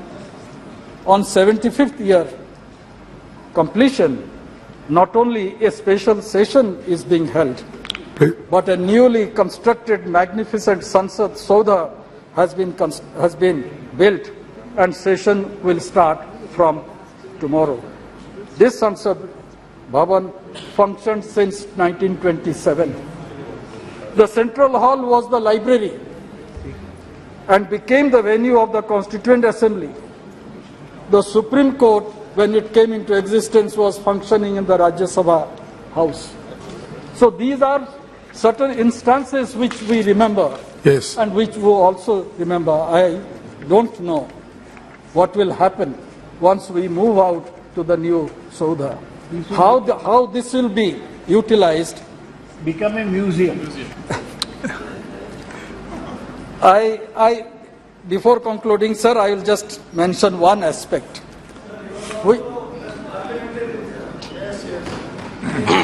And that aspect is in this house, in Lok Sabha, when the ruling party had a brute majority of more than 400 members during Rajiv Gandhi's time. Constitution amendment was made and 10th schedule was added. For the first time in the Constitution, party was mentioned. Earlier in the Constitution, party within quote was never mentioned. It was all individual members. The rights of the individual was recognized. But after 10th schedule addition, party came into existence. Yes. And by that, all of us have lost our voice. Individual opinion we cannot express it here. Though no matter how much we oppose certain aspects of a bill, when there is a whip, the terrorism of whip is very much hanging over our head. That needs to be corrected. If not today, of course in future, I believe the people of India will correct it. Thank you. Because with rampant fractured mandate, that became a necessity. But I think it is necessary now that individual members should express themselves in this house. Unless you do that, the discussion, deliberations in the house becomes sterile. We know what Madam Supriya Sule is going to speak. We anticipate what Nishikant Dubey is going to speak. We all know. How? We also know Professor Saugat Rai Subhu, what he is going to speak. Because every view today is because of the party. The party gives dictate that this is the view is to be expressed. I also follow that view. And I also follow another point. And that is, we have committed ourselves to the rules and regulations of the process of the parliament. We never jump to the well. BJD perhaps is the first party never jump to the well. And this has been recognized by the leader of the house, by the deputy leader of the house, and also by the chairman. Only party. No.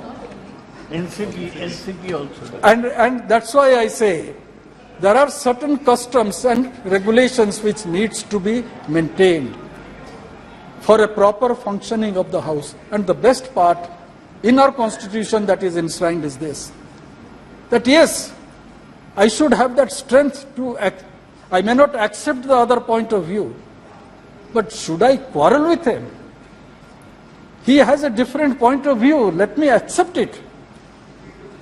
And that is what Hinduism is all about. Yes. That is what Indianness is all about. We always have different path. That is what Bharatiyata is about.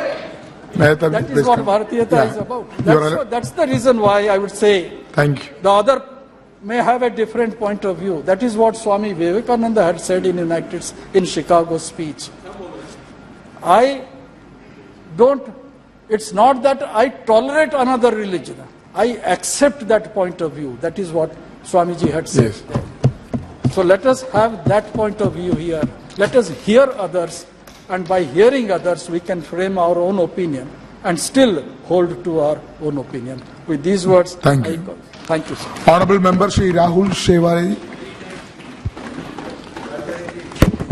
धन्यवाद अध्यक्ष महोदय, आपने मुझे संविधान सभा से शुरू हुई 75 वर्षों की संसदीय यात्रा, उपलब्धियां, अनुभव, यादें और सीख के बहस पर बोलने का मौका दिया। अध्यक्ष महोदय, सबसे पहले मैं हिंदू हृदय सम्राट शिवसेना प्रमुख बाला साहब ठाकरे जी का धन्यवाद मानता हूं और उनकी वजह से आज मुझे इस सदन में आने का मौका मिला है और मैं खुद को भाग्यशाली समझता हूं कि मुझे इस सदन में भी बैठने का मौका मिला है और कल नए सदन में भी बैठने का मौका मिलेगा। और माननीय प्रधानमंत्री जी का भी धन्यवाद मानता हूं कि कल 19 सितंबर को गणेश चतुर्थी है और पूरे महाराष्ट्र और पूरे देश में गणेश चतुर्थी के अवसर पर गणेश उत्सव मनाया जाता है और आप सभी को पता है कि हम गृह प्रवेश करते तो गणेश जी की पूजा करते हैं। तो कल का एक पवित्र दिन है और कल के पवित्र दिन में हम नए संसद में वहां पे प्रवेश करेंगे। तो एक हमारे सभी सदस्यों के लिए एक भावुक क्षण है हमारे लिए। और अध्यक्ष महोदय, क्या अध्यक्ष महोदय,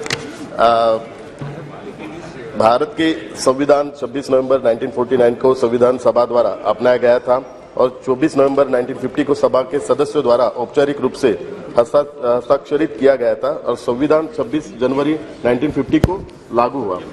अध्यक्ष जी, 1579 में इस देश में आने वाला पहला अंग्रेज एक ईसाई धर्म प्रचारक था। उसके बाद ऐसे व्यापारी आए जो व्यापार करने आए लेकिन शासन करने के लिए रुक गए। 1765 में अधिकार ईस्ट इंडिया कंपनी को हस्तांतरित कर दिया गया। बाद में इसे धीरे धीरे संसद के अधीन कर दिया गया और इसकी जगह संसद का अधिकार आ गया और अब तक ये जारी है। अध्यक्ष जी, इन दिनों देश भर में भारत और इंडिया नाम पर खासी बहस चल रही है। भारतीय संविधान का पहला अनुच्छेद कहता है इंडिया, जो कि भारत के राज्यों का संघ है। भारतीय संविधान सभा में भी इस विषय को लेकर काफी बहस हुई। संविधान सभा में कांग्रेस के दिग्गज नेताओं ने भारत नाम रखने की पुरजोर वकालत करते हुए कहा था कि भारत नाम रखने से गरिमा लौट आएगी। हजारों साल की गुलामी में हमारी पहचान ही मिट गई थी। इस विषय में इतिहास को किनारे नहीं किया जा सकता। संविधान सभा में भारत और इंडिया को लेकर हुई बहस को भी याद रखना चाहिए। दरअसल संविधान सभा में लंबी बहस के बाद इंडिया दैट इज भारत लिखा गया था और इस बहस में कांग्रेस के कई दिग्गज नेताओं ने भारत को देश की पहचान से जोड़ा था और उनका कहना था कि इंडिया दैट इज भारत के स्थान पर भारत दैट इज इंडिया लिखना उचित रहेगा। महोदय, इस डिबेट में कांग्रेस के दिग्गज नेता श्री कमलापति त्रिपाठी ने कहा था, यदि आप लोगों को लगता है कि संविधान में दैट इज लिखना जरूरी है तो भारत दैट इज इंडिया लिखना चाहिए। उन्होंने देश का नाम भारत रखने को गौरव, स्वाभिमान और स्वदेशी प्रतीक से जोड़ा था। त्रिपाठी जी ने कहा था, जब कोई देश दूसरे के दिए नाम और प्रतीकों का इस्तेमाल करता है तो उसकी आत्मा मर जाती है। भारत ने 1000 साल की गुलामी में सब कुछ खो दिया है। हमने अपनी संस्कृति, इतिहास, सम्मान, मानवता, आत्मसम्मान और यहाँ तक की आत्मा तक खो दिया है। भारत नाम रखने से पुराना गौरव वापस लौटेगा का तर्क देते हुए त्रिपाठी जी ने यह भी कहा था कि 1000 साल की गुलामी से निकलकर हम अपनी पहचान हासिल करेंगे। भारत नाम हमें हमारी संस्कृति से परिचय करता है।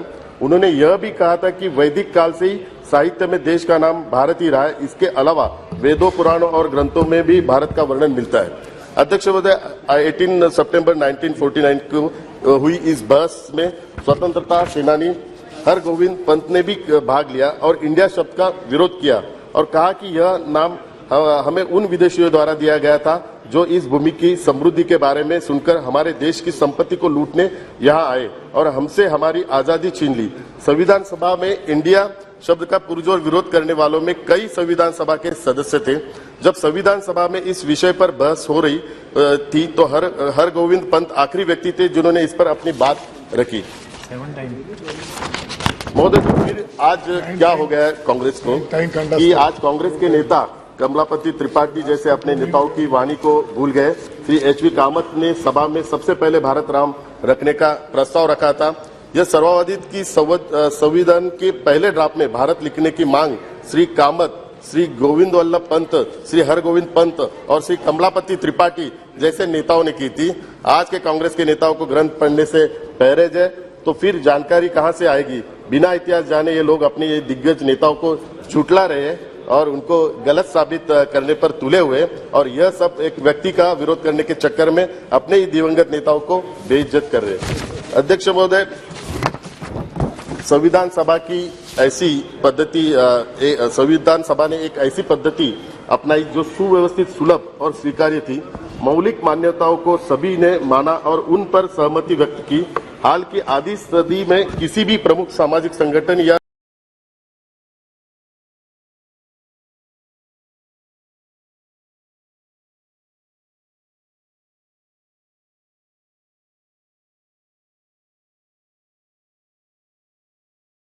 राजनीतिक दलों ने कभी भी संविधान की वैधता पर सवाल नहीं उठाया है। संविधान केवल अपने सदस्यों की राय का प्रतिनिधित्व नहीं करता है, यह उस समय की व्यापक सहमति को दर्शाता है। संविधान सभा का चुनाव भारतीय जनता द्वारा किया गया था। उस समय कोई वैश्विक वैश्य मताधिकार नहीं था। भारत का संविधान देश का सर्वोच्च कानून है जिसके आधार पर संपूर्ण शासन व्यवस्था चलती है। संस्थापकों ने नवजात गणतंत्र के लिए शासन प्रणाली के रूप में संसदीय लोकतंत्र को चुना था। अध्यक्ष महोदय, भारत की स्वतंत्रता का 76 वर्ष है और इस पूरे काल में देश में 15 प्रधानमंत्रियों की सरकार बनी। आज कुछ लोग कई बार पिछले 10 साल में मोदी जी ने क्या किया ये सवाल करते हैं, लेकिन ये लोग बहुत ही बेखूबी से भूल जाते हैं कि पिछले 76 वर्षों में कुल मिलाकर 54 वर्ष सिर्फ कांग्रेस और यूपीए की सरकार थी और इसमें भी कुल मिलाकर 38 साल एक ही परिवार राज कर रहा था। तो उनको मैं बताना चाहता हूं कि मोदी जी के नेतृत्व में भारत सरकार ने महिलाओं का सशक्तिकरण, बालिकाओं की शिक्षा पर विशेष जोर दिया। स्वच्छ भारत मिशन, नागरिकों को वित्तीय और अन्य सब्सिडी, लाभ और सेवाओं का सीधा हस्तांतरण, गरीबों और उन लोगों के लिए बैंकिंग सुविधाएं प्रदान की जो बैंकिंग के दायरे में नहीं आते थे। किसानों के लाभ के लिए प्रणाली, नीतियां और कार्यक्रम, हाशिए पर मौजूद लोगों के लिए सामाजिक सुरक्षा योजनाएं लागू की। फिर भी ऐसे ही कई अन्य क्षेत्र हैं जिन पर भी ध्यान केंद्रित करने की आवश्यकता है। माननीय मोदी जी के नेतृत्व में भारत सरकार बड़ी दृढ़ता से संविधान निर्माताओं के सपनों को पूरा करने के लिए आगे बढ़ रही है। एनडीए सरकार ने माननीय मोदी जी के नेतृत्व में भारत के संविधान को सही रूप में लागू करने और देशवासियों को उनके मौलिक अधिकारों को अनुरूप जीने का अवसर प्रदान किया है। अध्यक्ष जी, साल 2023 में हमारे देश की आजादी के 75 साल पूरे हो रहे हैं और हमारा संकल्प नए भारत का निर्माण करना है। नया भारत एक आधुनिक समाज होगा जिसमें करुणा का लोकाचार समाहित होगा। एक ऐसा समाज जहां सभी हितधारकों को सर्वांगीण विकास और भागीदारी का ध्यान रखा जाता है, चाहे वो बच्चा हो, युवा हो या वृद्ध हो, पुरुष हो या महिला, गरीब हो या वंचित, जहां सुलभ, सस्ती और उच्च शिक्षा और गुणवत्तापूर्ण स्वास्थ्य देखभाल और पोषण, जहां प्रत्येक भारतीय अपनी क्षमता का एहसास करने और ऐसा करने में सक्षम है जिसमें हम में हर कोई संतुष्ट और खुश हो। और माननीय मोदी जी के नेतृत्व में भारत सरकार इसके लिए दृढ़ता से आगे बढ़ रही है।